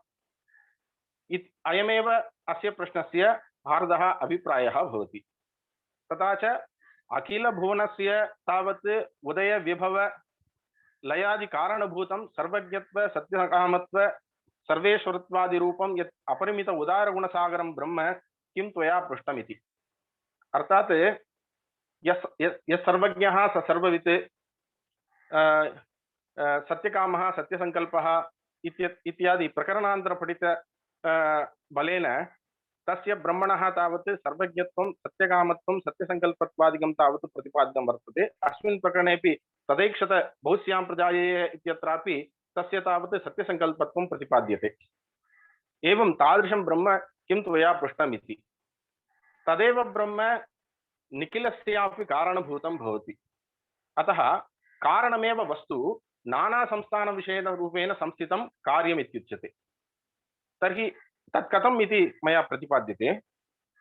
इदानीं ब्रह्म सत्कार्यवादः ब्रह्म एव कारणमेव कार्यरूपेण परिणमते, मृतेव घटरूपेण परिणमते। तत्र तावत् कुम्भकारः अपेक्षितः, ब्रह्मचक्रादिकम् अपेक्षितम्। अत्र किञ्चित् विलक्षणं। यथा पृथिव्यामोषधे सम्भवन्ति तदाक्षरात् सम्भवति इह विश्वम् इति कठोपनिषदि अपि एवम् उक्तं वर्तते। अतः यतोर्नाभिः सृजते गृह्णते वा इत्येवं रूपेण ऊर्णाभेः तावत् यथा तावत् स्वयमेव उपादानकारणत्वं निमित्तकारणत्वमपि भवति, तद्वत् जगतः उपादानकारणमपि ब्रह्मैव भवति, निमित्तकारणमपि ब्रह्मैव भवति। किन्तु अत्र विलक्षणं किम् इति चेत् चिद् एवम् अचित् ब्रह्मणः विशिष्टं वर्तते। विशिष्टं कथं वर्तते इति अग्रे वदामि। अतः डॉक्टर सुदर्शन महोदयः ब्रह्मणा सर्वशब्दवाच्यत्वं केन पथा भवता विव्रियते? माध्वमतेन अथवा रामानुजमतेन स्पष्टं न भवति। अहं वदामि। तत्र तावत् अस्माभिरपि विज्ञानेन श्रूयतां तावत् एकविज्ञानेन सर्वविज्ञानम् इति अद्वैतिनां कश्चन पन्थः वर्तते। तस्य खण्डनम् आचार्य मध्वाचार्याः कुर्वन्ति। तर्हि एकविज्ञानेन सर्वविज्ञानं कथं प्रतिपादयन्ति मध्वमताभिनिवेशी भवान्? अहं तावत् अस्माभिरपि सर्वशब्दवाच्यत्वं स्वीक्रियते। कस्य केषां वा मतम् अवलम्ब्य ब्रह्मणा सर्वशब्दवाच्यत्वं भवद्भिः निरूप्यते? इदानीं मया तावत् विशिष्टाद्वैतमुखेनैव प्रतिपाद्यते। एवं तत्र स्पष्टीकृतं, पूर्वं न स्पष्टीकृतम्। अतः तावत् चित् जीवात्मा अपि ब्रह्मणः शरीरं भवति, अचिदपि ब्रह्मणः शरीरं भवति। अतः सूक्ष्मभूत नामरूप विभाग अनर्घ सूक्ष्म चिदचित् विज्ञानेन कार्यभूतम् अखिलं जगत् नाना नामरूप विभाग अर्घ स्थूल चिदचित् जगतिदं विज्ञातं भवति इति प्रतिपाद्यते। तदानीमेव येनाश्रुतं श्रुतं भवति अमतं मतम् अविज्ञातं विज्ञातं भवति इत्यादीनां यः भावः सस्पष्टः भवति। इदं भावं मनसि निधाय एव पिता तावत् श्वेतकेतुं वदति। तदानीं कार्यकारणयोः वैलक्षण्यम् एव मन्वानः अयं श्वेतकेतुः तावत् पितरं परिचोदयेत् कथं नु भगवः स आदेशयति। तदानीं स उदाहरणं ददाति, लौकिकं दृष्टान्तं ददाति। यथा सौम्येन एकेन मृत्पिण्डेन सर्वं मृण्मयं विज्ञातं स्यात् पाचारम्भणं विकारो नामधेयं मृत्तिकेत्येव सत्यम् इति। अस्य अयमर्थः एकमेव मृद्धव्यं स्व एकदेशेन नाना व्यवहारास्पदत्वाय घटसरवादि नाना संस्थान अवस्थान विकारापन्नं नामधेयं मृत्तिका संस्थान रूपेण विशेषत्वात् मृत्तिकेत्येव सत्यम् अन्यद् वस्तु न। तथा मृत्पिंड विज्ञानेन तत् वस्तुना भूतं तावत् नाना घटसर्वादिकं सर्वमपि यथा विज्ञातं भवति तद्वत् कारणभूत ब्रह्म विज्ञानेन सर्वं विज्ञातं भवति इति। अतः नाम रूप विभाग अनर्ह कारण ब्रह्म विज्ञानात् तत्शरीरतया अवस्थितं कार्यभूतम् अखिलं विज्ञातं भवति इति। तदेव ब्रह्म ऐक्षत बहुस्यां प्रजायेय। अतः तदेव ब्रह्म सर्वज्ञं सर्वशक्ति सत्यकामत्वादि कल्याणगुणैः युक्तं लीलार्थं विचित्र अनंत चिदचित् मिश्र रूपेण जगत् रूपेण अहमेव बहुस्यां तदर्थं प्रजायेय इति स्वयं संकल्प्य स्वांशदेशात् वेदादि भूतानि सृष्ट्वा पुनरैक्षत। अत्र तावत् बीजं मया प्रदर्श्यते। अन्ताहमिमांसिस्रो देवताः अनेन जीवेन आत्मना अनुप्रविश्य नामरूपे व्याकरवाणी इति।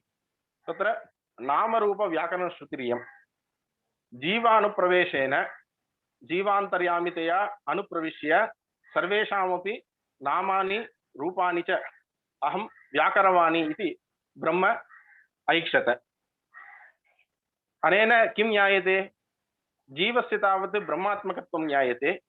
ब्रह्मात्मक जीवस्य अनुप्रवेशादेव अचित् वस्तुनः अपि पदार्थत्वं चित् वस्तुनः अपि पदार्थत्वं ज्ञायते। एवं भूतस्य सर्वस्यापि वस्तुनः नामरूपभाक्त्वमपि दर्शयति। जीवात्मा तावत् ब्रह्मणः शरीरतया प्रकारत्वात् ब्रह्मात्मकः भवति। अंतर्यामी ब्राह्मणेपि उक्तं वर्तते यस्यात्मा शरीरम् इति। य पृथिवी य आत्मनि अन्तरो तिष्ठति एष सर्वभूतान्तरात्मा अपतपात्मा दिव्यदेवैको नारायणः इत्यादि स्थलेषु तावत् तस्य अन्तर्यामित्वम् उच्यते। जगत् सर्वं शरीरं ते स्थैर्यं ते वसुधातलम् इत्यादिषु अपि तत्र तावत् इदं प्रमाणं भवति। एवं भूतस्य जीवस्य शरीरतया प्रकारभूतानि देवमनुष्यादीनि यानि संस्थानानि भवन्ति तानि अपि वस्तूनि ब्रह्मात्मकानि इति। अतः देवो शब्दो वा भवतु, मनुष्य शब्दो वा भवतु, यक्षः भवतु, राक्षसः भवतु, पशुर्वा भवतु, मृगः, पक्षी, वृक्षो, लता, काष्ठम् इत्यादि सर्वेपि शब्दाः प्रकृति प्रत्ययोगेन अभिधायकतया प्रसिद्धाः ये शब्दाः ते लोके तत्तद्वाच्यतया प्रतीयमानाः तत्तत् संस्थानमुखेन तद अभिमानी जीवगत तदन्तर्यामी रूप पर्यन्तस्य संघातस्यैव वाचकाः इति। किन्तु एकस्य पदस्य प्रवृत्तिनिमित्तता भवति। घटशब्दश्रवणेन अयं घटः इत्येतावत् पर्यन्तमेव ज्ञानं भवति लौकिकानां। किन्तु श्रुतवेदान्तानां तावत् प्रत्येकमपि शब्दः तत्तत् संस्थान मुखेन तदन्तर्यामी ब्रह्मणपर्यन्तवाचकाः इति ज्ञातुं शक्यते। ऐतदात्मविदं सर्वं तत्सत्यं स आत्मा तत्त्वमसि श्वेतकेतो इत्यत्रापि त्वमपि जीवप्रकारभूतं त्वदन्तर्यामीभूतमपि यद् ब्रह्म वर्तते, कार्यजगत् कार्यं ब्रह्म यद् वर्तते तद् ब्रह्म एवं कारणभूतं च यद् ब्रह्म वर्तते उभयोः तावत् अद्वैतम् उच्यते। तदेव उच्यते तन्मूलाः सौम्ये इमाः प्रजाः सदायतनाः सत्प्रतिष्ठिताः इत्यनेन सन्मूलत्वं तावत् उच्यते, सदाधारत्वम् उच्यते, एवं सन्नियाम्यता उच्यते, तत्शेषता इत्यादिकमपि उच्यते। तदेव उच्यते ऐतदात्मविदं सत्यं तत्सत्यं तदात्मा तत्त्वमसि श्वेतकेतो इति। कृत्स्नस्यापि प्रपञ्चस्य ब्रह्मात्मकत्वमेव सत्त्वं प्रतिपाद्य कृत्स्नस्य अपि जगतः स एव आत्मा, कृत्स्नं जगत् तस्य शरीरम् इति। तस्मात् तत्त्वम् इति शब्दवाच्यं जीवप्रकारं ब्रह्मैव इति अस्माभिः सिद्धान्तः क्रियते। अतः तत्त्वमसि इत्यत्र त्वं शब्दोऽपि जीवान्तर्यामीभूत परमात्मना एव वाचकं भवति। तत्र कः सम्बन्धः इति चेत् आत्मशरीरभावसम्बन्धः। अन्तःप्रविष्टशास्ता जनानां सर्वात्मा इति वर्तते। एवं य आत्मनि तिष्ठन् य आत्मनोऽन्तरो यमयति यस्य आत्मा शरीरं सते आत्मान्तर्यामी अमृतः इति अन्तर्यामी पठित ब्राह्मणवाक्यानि अपि प्रमाणानि भवन्ति। एवं कृत्स्नस्य चिदचित् वस्तुनः ब्रह्मशरीरत्वात् सर्वशरीरं सर्वप्रकारं सर्वशब्दैः ब्रह्मैव अभिधीयते इति तत्त्वं पदयोः सामानाधिकरण्येन जीवशरीरतया जीवप्रकारं ब्रह्मैव अभिहितं वर्तते। अश्रुतवेदान्तानां तावत् सर्वे पदार्थाः सर्वे जीवात्मानश्च ब्रह्मात्मकाः इति न पश्यन्ति। तथा च सर्वशब्दानां केवलेषु तत्तत्पदार्थेषु वाच्यैकदेशेषु एव वाच्यपर्यवसानं मन्यन्ते। सर्वस्य ब्रह्मात्मकत्वं सर्वशब्दानां तत्तत्प्रकार संस्थित ब्रह्म वाच्यत्वं च वेदान्तश्रवणेन जानन्ति। एवमेव सर्वेषामपि वैदिकानां लौकिकानां सर्वेषामपि शब्दानां ब्रह्मशब्दपर्यन्तवाच्यत्वं वर्तते। मनुः अपि एवं वदति स्मृतौ सर्वेषां तु नामानि कर्माणि च पृथक् पृथक् वेदसंस्थेभ्येवादौ पृथक् संस्थाश्च निर्ममे। एवं विष्णुपुराणेऽपि उक्तं वर्तते नाम रूपं च भूतानां कृत्यानां च प्रपञ्चनं वेदशब्देभ्येवादौ देवादीनां चकारसः। श्रुतिः अपि एवं वदति धाता यथा पूर्वम् अकल्पयत्। दाता सूर्याश्चन्द्रमसौ धाता यथा पूर्वम् अकल्पयत् इति। अनेन ज्ञायते पूर्वसृष्टौ यथा आसीत् तदैव तावत् पुनः सर्जनं तावत् सृष्टिः भवति इति। एवं प्रकृतिपुरुषं महदहङ्कार इत्यादि रूपेण यत् चतुर्दश अंडात्मकं यत् जगत् उच्यते तस्य तावत् मनुष्यस्थावरादिकं यत्किञ्चित् वा भवतु तत्र सर्वप्रकारसंस्थान संस्थितं कार्यमपि सर्वं ब्रह्मैव। ब्रह्मणः सर्वशब्दवाच्यत्वे अन्यत् प्रमाणं च उल्लिख्यते। सर्वे वेदाः यत्पदमामनन्ति सर्वे वेदाः यत्र एकी भवन्ति।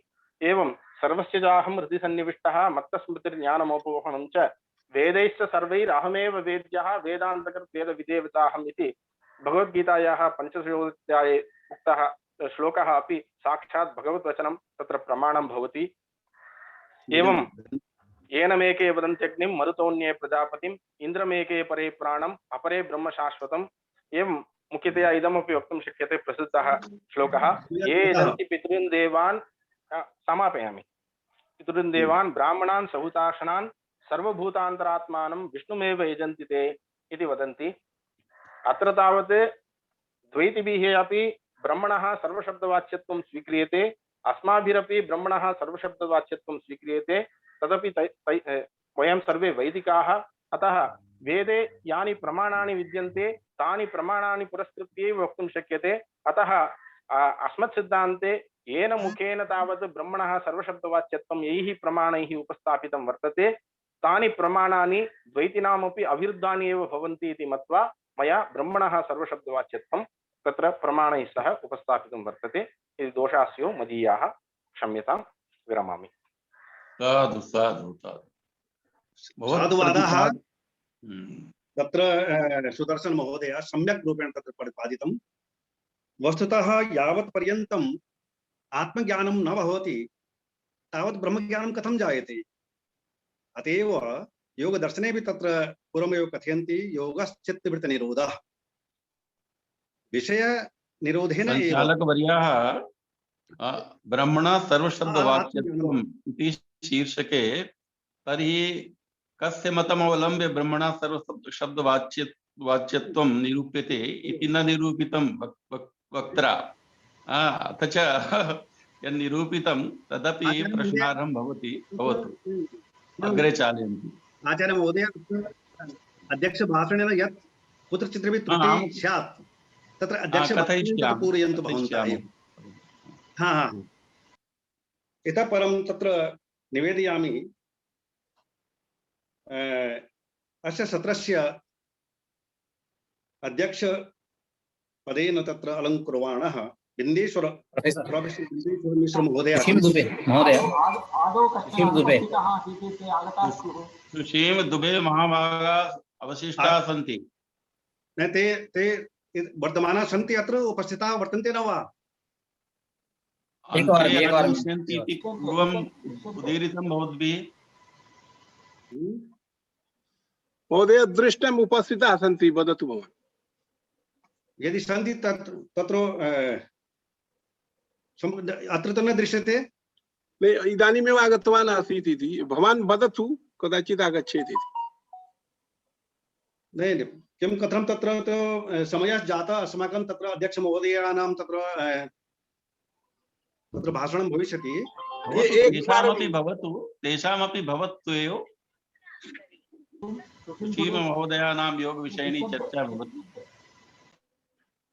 यदि महोदया अत्र आगताः इति समुपस्थिताः सन्ति ते कथयन्तु भाषणम् अत्र आगताः एवं। वदन्तु हरिराम महोदयाः ते सन्ति।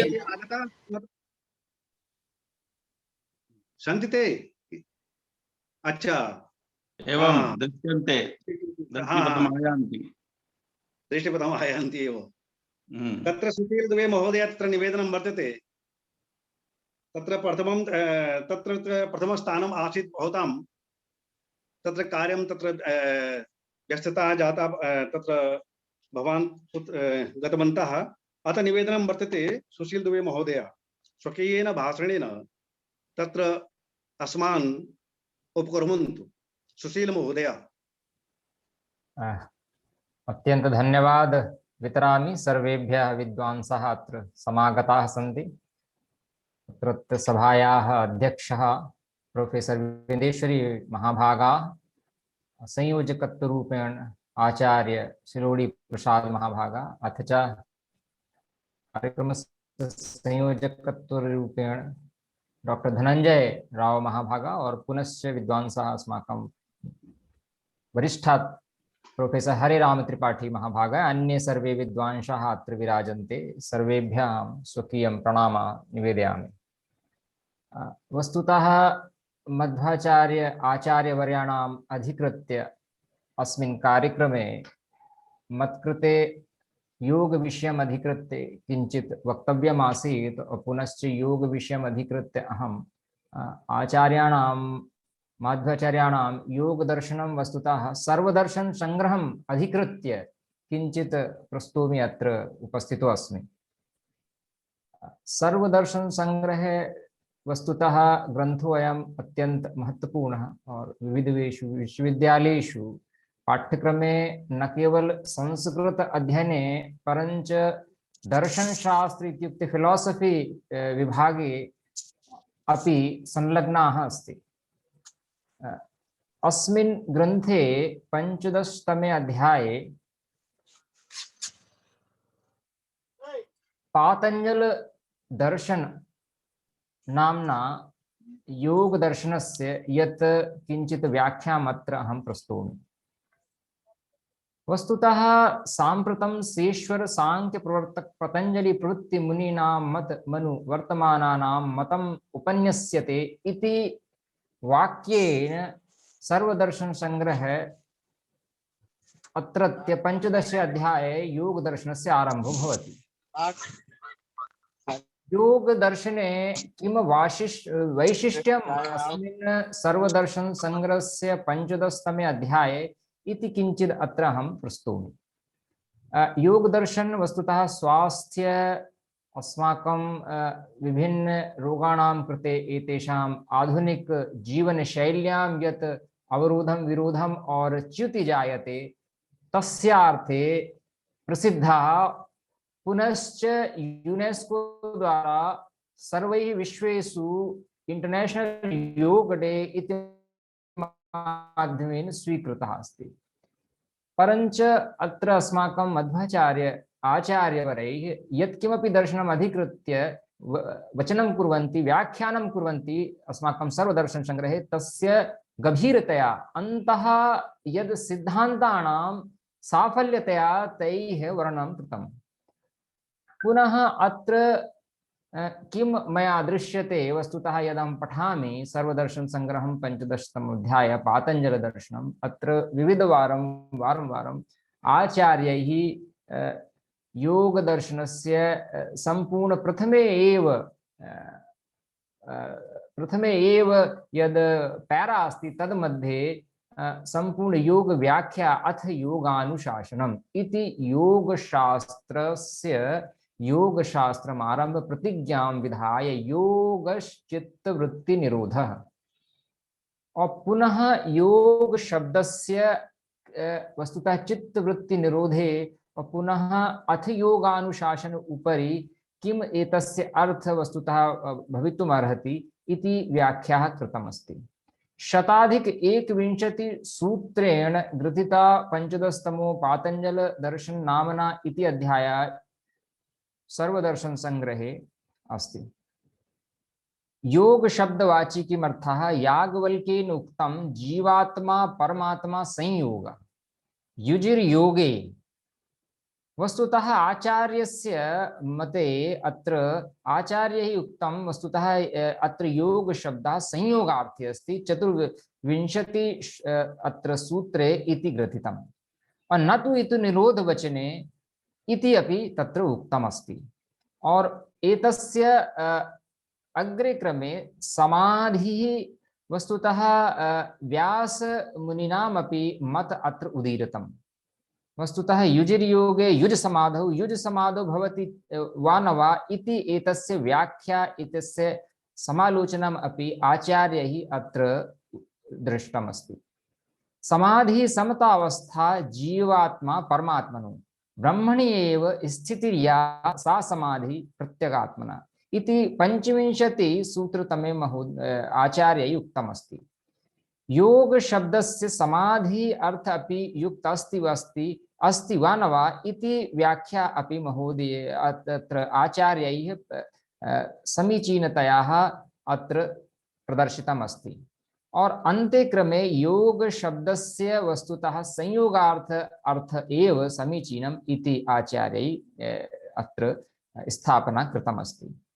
पुनश्च वृत्ति चित्तस्य धर्मः अस्ति, वस्तुतः चित्त परिणाम धर्म अस्ति। एतस्य वस्तुतः आत्मायाः अथवा आत्मे धर्म इति भवितुं नार्हति इति अपि सर्वदर्शन संग्रहकार द्वारा तत्र व्याख्या कृतम् अस्ति। चित्तस्य अधिष्ठात्रं पुरुषेव अस्ति, पुरुषस्य वस्तुतः स्वभाव अपरिणामी इति 33तमे सूत्रे वर्णितम्। पुनश्च अग्रे अग्रतमे वर्णने समाधिः उपरि अपि संप्रज्ञात असंप्रज्ञात यथा योग सूत्रे वर्णितम् अस्ति तथा अपि अत्र आचार्यैः वर्णितम्। पुनश्च यद् वैशिष्ट्यम् अस्ति अत्र आचार्यैः 10 विध संस्कार अपि वर्णनम् अत्र कृतम्। जनन, जीवन, ताडन, बोधन, अभिषेक, विमलीकरण, पुष्टि, तर्पण, दीपन एवं गुप्तिश्च।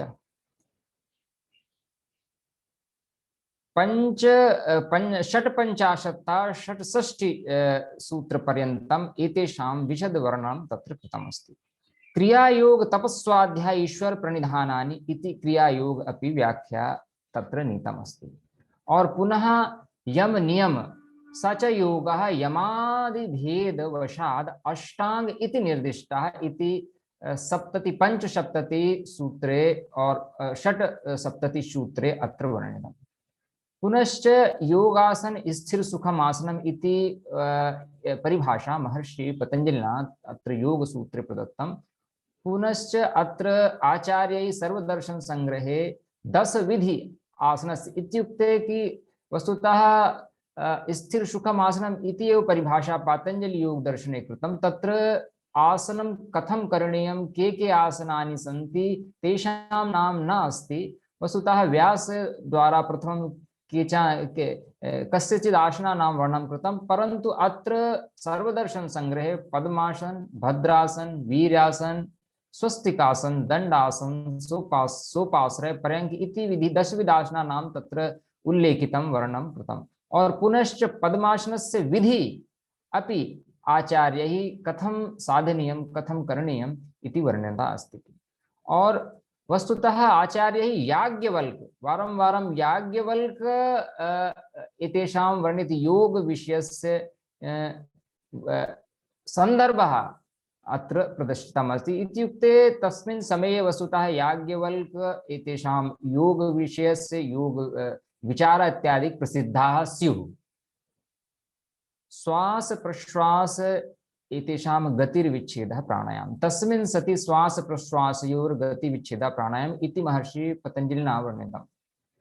अत्रापि आचार्यैः सर्वदर्शन संग्रहे किं वैशिष्ट्यम्, अत्र वस्तुतः इडा पिंगला सुषुम्ना नाडीनां वर्णनं कृतमस्ति। पुनः सूर्योदयतः सूर्यास्त पर्यन्तं कथं नाडीः भ्रमणं भवति एतेषां तत्र अशीति सूत्रे विशिष्ट वर्णनं तत्र सर्वदर्शन संग्रहे विद्यते। पुनश्च एतेषां व्यावृत्ति आवृत्ति कथं भवति इति अपि वर्णितम् अस्ति और वस्तुतः विभिन्न नामानि अत्र वर्णितानि सन्ति, यथा गणेश, ब्रह्माजी, विष्णु भगवान, महादेव, गुरु, परमात्मा। एतेषाम् अर्पणं कथं भवेत्, सूर्योदयतः सूर्यास्तपर्यन्तम् इळा पिङ्गला सुषुम्ना नाडी कथं तत्र प्राणस्य भ्रमणं भवति इति वर्णितं तत्र विद्यते।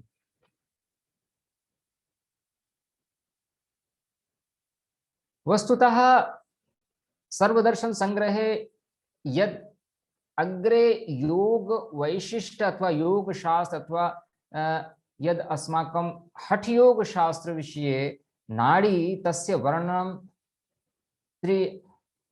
विविधेषु सूत्रेषु अत्र सर्वदर्शन संग्रहे प्राप्यते। पुनश्च तपो न परं प्राणायामादिति दयन्ते ध्येयमानानां धातूनां हि यथा मला तथा प्राणायामस्तु दयन्ते तद विद इंद्रियान्नपनगा इति विषय इति उदीरित्य प्राणायामस्य यथा सुवर्णादि तेषां दहनं कृत्वा चेत् तेषां मलस्य दहनं भवति, तथा एव प्राणायामेन इंद्रियादिरूप यद सर्प अस्ति तस्य भस्मीसात् भवति इति आचार्यैः 86तमे सूत्रे वर्णितम् अस्ति। वस्तुतः षड दर्शन संग्रह कार्य द्वारा योग विषयम् अधिकृत्य महर्षि पतंजलिना योग सूत्रस्य यद व्याख्या कृता समाधि विषयस्य यथा व्याख्या कृता अस्ति तथा योग शास्त्रम् इतोपि वर्धनं जातम् अस्माकं नाभिचक्र हृदय पुंडरीक नसिका इत्यादिकम् अपि धारणा ध्यान विषये आचार्यैः वर्णनं कृतम्। अन्यश्च वैशिष्ट्यम् अस्ति, यथा आचार्यैः मधुमती एवं अन्य यथा सिद्धिः और इतोपि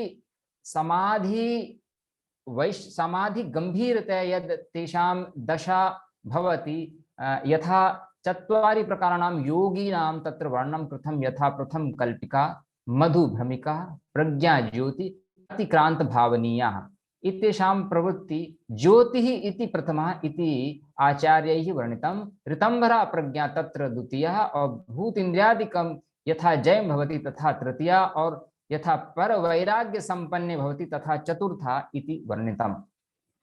वस्तुतः आचार्यैः प्रधानजयः प्रकृति विकारेषु सर्वेषु वशिष्ठ्यम् इति द्वारा मनोजित्वं विकारभावः प्रधानजय इत्यादिकं प्रसिद्धम् उदीरितम् अस्ति। सर्वदर्शन संग्रहे एतस्य उपरि अस्माकं तुलनात्मकम् अध्ययनम् अस्माकं दर्शनशास्त्र विभागे इतोपि संस्कृत विभागे और पुनश्च इदानीं योग शास्त्रम् अथवा योग विषयम् अधिकृत्य विविधेषु विश्वविद्यालयेषु महाविद्यालयेषु अपि यद् अस्माकं पाठ्यक्रमाः प्रचलन्ते तत्रापि सर्वदर्शन संग्रहे आचार्य मध्वाचार्याणाम् आधारीकृत्य यद् वर्णनं विवृतम् अस्ति सर्वदर्शन संग्रहे तदपि पठन पाठनं भवेत् इति आधारीकृत्य मया अत्यन्त विनम्रतया किञ्चित् अत्र प्रस्तुतं मया कृतमस्ति। इति विनम्रतया अहम् आयोजक मंडल सर्वेभ्यः अस्माकं हृदयतः धन्यवादान् वितरामि पुनः विरमामि अध्यक्षं और संयोजकत्वं द्वयं प्रति और सर्वेभ्यः विद्वांसाः अस्माकं जूम द्वारा इतोपि यूट्यूब माध्यमेन ते संयोजिता अस्ति। श्रुतं मया मम वाक्यं यद् सर्वेभ्यां पुनः विनम्रतः मम प्रणामं निवेद्यं विरमामि। धन्यवादः, नमस्कारः, जय हिंद, जय भारत। धन्यवादः द्वे महोदयाः। सम्यक् रूपेण वस्तुतः पातञ्जलि दर्शने योगस्य वर्णनं तु वर्तते, परन्तु अन्येषु दर्शनेषु अपि योगदर्शनस्य महत्त्वं कीदृशं वर्तते भवद्भिः अत्र सम्यक् रूपेण प्रतिपादितम् इति धन्यवादपात्राः सन्ति भवानेव। अतः यद् अस्माकं तु केवलं 12:00 2:00पर्यन्तम् एव अस्माकं कालः अत्र आसीत्, परं समयः तु अधिकः वर्तते। तत्र भवत्येव अस्माकम् अध्यक्षमहोदयाः सन्ति, तत्र निवेदनं वर्तते अध्यक्षीय भाषणं प्रति प्रोफेसर बिन्देश्वर मिश्र महोदयः। धन्यवाद। सॉरी, एवञ्च अध्यक्षीय भाषणं कुर्वन्तु तत्। मिश्र महोदय। हरिः ओम्। वेद वेदांताध्ययन शोध संस्थानम श्री लाल बहादुर शास्त्री राष्ट्रीय संस्कृत विश्वविद्यालयस्य भारतीय दार्शनिकानुसंधान परिषदश्च इत्येतेषां संयुक्त तत्त्वावधानेन अयं कार्यक्रमः समायोजितः। अत्र प्रथमं स्वरचितेन श्लोकेन भगवतः विष्णोः आराधनं क्रियते अस्माभिः। वैकुंठाधिपति समस्त जगतां त्राता विधाता प्रभुर्लक्ष्मी लोचन रोचनो गुणनिधि कल्याणवारान्निधि विश्वक्सेन जयादिपार्षद गणैर् नित्यार्चित श्री हरि स्निग्धेन्दि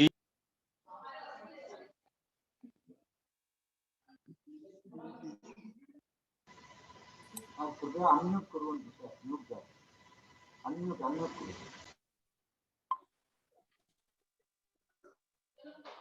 गुरुजी माइक में आपका।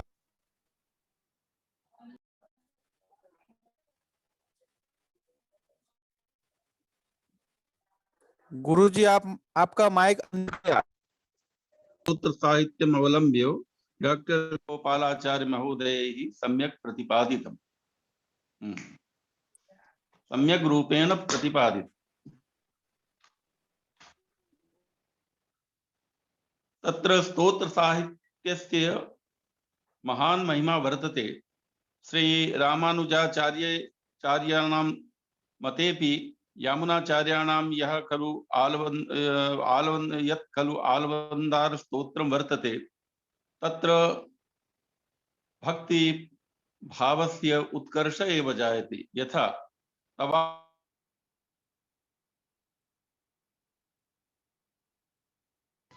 गुरुजी पुनः म्यूट जातं, म्यूट अनम्यूट कुर्वन्तु। गुरवः भवन्तः न श्रूयन्ते। गुरुजी आप नहीं। भवतः दूरवाण्याः पिधानम् अभवत्। महोदय, अध्यक्ष महोदयः अनम्यूट करोतु, अनम्यूट करोतु। मध्वाचार्याणां यानि स्तोत्राणि तेषां सम्यक् निरूपणं प्रथमवक्तृत्वेन श्री गोपालाचार्य महोदयैः कृतं। तदनु माध्वमते प्रामाण्यस्य स्वतस्त्वं शास्त्ररीत्या सम्यक् रूपेण आरावमूदन महाभागैः प्रतिपादितं। तच्छ्रुतमस्माभिः। तच्च श्रुत्वा एतदनुभूयते। एभिः महानुभावैः माध्वदर्शनस्य सम्यक् अध्ययनं सम्यक् प्रतिपादनं च कृतम्। द्वैतमतयोः इतिहास विमर्शमवलम्ब्य प्रोफेसर केदार प्रसाद परवा महाभागैरपि सम्यक् रूपेण राष्ट्रभाषया प्रतिपादितम्। एतयोराचार्योः विषये, एतयोः दर्शन द्वैविध्य विषये च यः खलु भेदः यच्च साम्यं तस्यापि प्रतिपादनम् एभिः सम्यक् रूपेण निर्व्यूढम्। अतः परं ब्रह्मणा सर्वशब्दवाच्यत्वम् इति डॉक्टर सुदर्शन एस महाभागस्य आसीत् व्याख्यानं। तदपि बहुतरं रम्यम् आसीत्, किन्तु पूर्वं न मया ज्ञातं। ब्रह्मणा सर्वशब्दवाच्यत्वं येषां मते इमे प्रतिपादयन्ति। तत्र श्री रामानुज मते तत्त्वमसि इति महावाक्यस्य व्याख्यानं भवति। तस्य एभिः महाशयैः प्रायासि यत् तस्य प्रतिपादनं सम्यक् भवेत्। अत्र केचन प्रश्नाः भवन्ति। तान् प्रश्नान् अवलम्ब्य यदि चर्चा क्रियेत तर्हि समयः अधिकः भविष्यति इति कृत्वा अत्र ते प्रश्नाः न उत्थाप्यन्ते। तथापि एकमेवाद्वितीयम् इति श्रुत्या एवकारस्य किं तात्पर्यं वर्तते? एवकारस्य तत्र यदि तात्पर्यम् अद्वैते वर्तते तर्हि विशेषणस्य विशेषणयोः तु विशेषणानां वा व्यावर्तकत्वं वर्तते। तर्हि व्यावर्तनं तु भेदे सत्येव भवति। तर्हि कथम् अद्वैतं सिद्ध्यति इति प्रश्नः एभिः तर्हि अवगन्तव्यः। तस्य समाधिरपि एभिः करणीयः आसीत्। भवतु अग्रे करिष्यन्ति। अथ च अन्ते माध्वदर्शने योगमवलम्ब्य प्रोफेसर सुशील दुबे महोदयैः यत् प्रतिपादितं तत्र सर्वदर्शन संग्रहस्य या चर्चा कृता तत्रापि केचन प्रश्नाः सन्ति। योग समाधि तत्र भगवता पतञ्जलिना युजिर योगे इति निर्वचनेन योगः न स्वीकृतः। युज समाधौ इति धियैव तस्य योग प्रतिपादनं कृतं। तर्हि सर्वदर्शनकारेणापि अनेनैव भावेन तस्य प्रतिपादनं विहितम् इति एभिः पुनः पुनः तत्र अनुशीलनीयम्। अहं तावत् कथयामि। आनंद तीर्थस्य परपर्यायाः श्रीमन्मध्वाचार्याः पूर्णप्रज्ञाः तेषां यत् द्वैततत्त्वं द्वैतप्रतिपादनं वर्तते तदपि पूर्वपरम्परा प्राप्तमासीत्। ये खलु अस्माकम् आचार्याः भवन्ति वन्दनीयाः भवन्ति ते अधिकारभेदेन तत् प्रतिपादनं कुर्वन्ति। ये खलु द्वैताधिकारिणः तेषां कृते भगवतः द्वैतमेव संस्फुरति। ये खलु अद्वैताधिकारिणः तेषां कृते भगवत्पादैः श्रीमत्शंकराचार्यैः अद्वैतस्य प्रतिपादनं कृतमेव। अथ च पुराणानाम् एभिः तत्र उदाहरणानि पुराणानां दत्तानि श्रीमध्वाचार्य महाभागैः। तत्र पुराणचरमः पुराणपरमः यत् श्रीमद् भागवतं वर्तते तत्र वदन्ति तत्तत्त्वमिदं तत्त्वं यज्ञानमद्वयं ब्रह्मेति परमात्मेति भगवान् इति शब्दते इति बहुशः अद्वैत एव विव्रियते। अद्वैतस्य नानात्वम् इति श्रुतिः कथयत्येव। तर्हि नानात्व संसिद्धिः एभिः अधिकारीन् उद्दिश्यैव कृता वर्तते इति मन्यामहे वयं।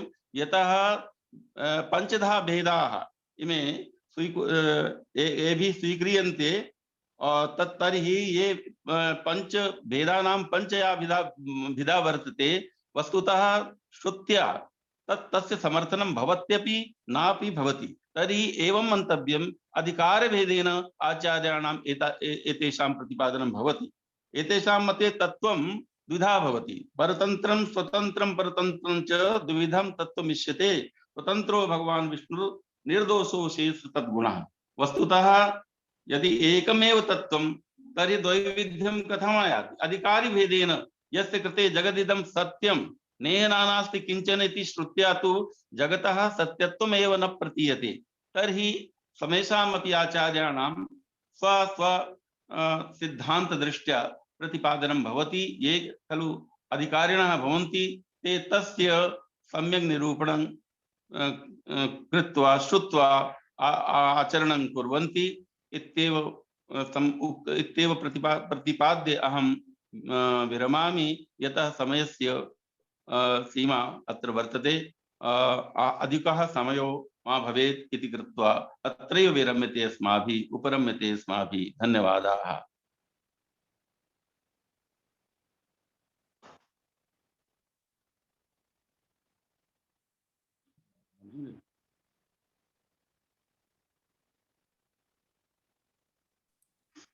शिलोडी महोदय।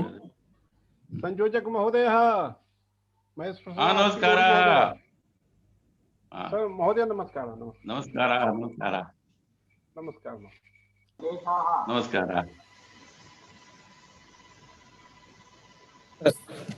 शिलोडी महोदयः न सन्ति। भवतु इदानीम् अत्र प्रथमसत्रं स्वकीयं वक्तव्यं पूरितं। समयानुरोधेन मया स्वकीयं वक्तव्यं सम्पूरितं। भवतु भवतु।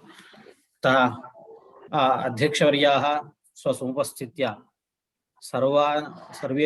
सर्वेषामपि व्याख्यानं श्रुत्वा अन्ते स्वकीयेन अध्यक्षभाषणेन अस्मान् समन्वगृह्णन् महोदयाः इति कृत्वा तेषां कृते संस्थायाः पक्षतः हार्दान् धन्यवादान् वितरामि। एवम् अत्र ये समुपस्थिताः विद्वांसः पक्षतोऽपि धन्यवादाः। एवं महोदय एवम् अत्र सर्वेपि ये समुपस्थिताः प्रबन्धमण्डनकर्तारः विद्वांसः तेभ्यः सर्वेभ्योऽपि हार्दान् धन्यवादान् वितरामि। अग्रे विवादने पुनः अस्माकं द्वितीयं सत्रं प्रारभ्यते।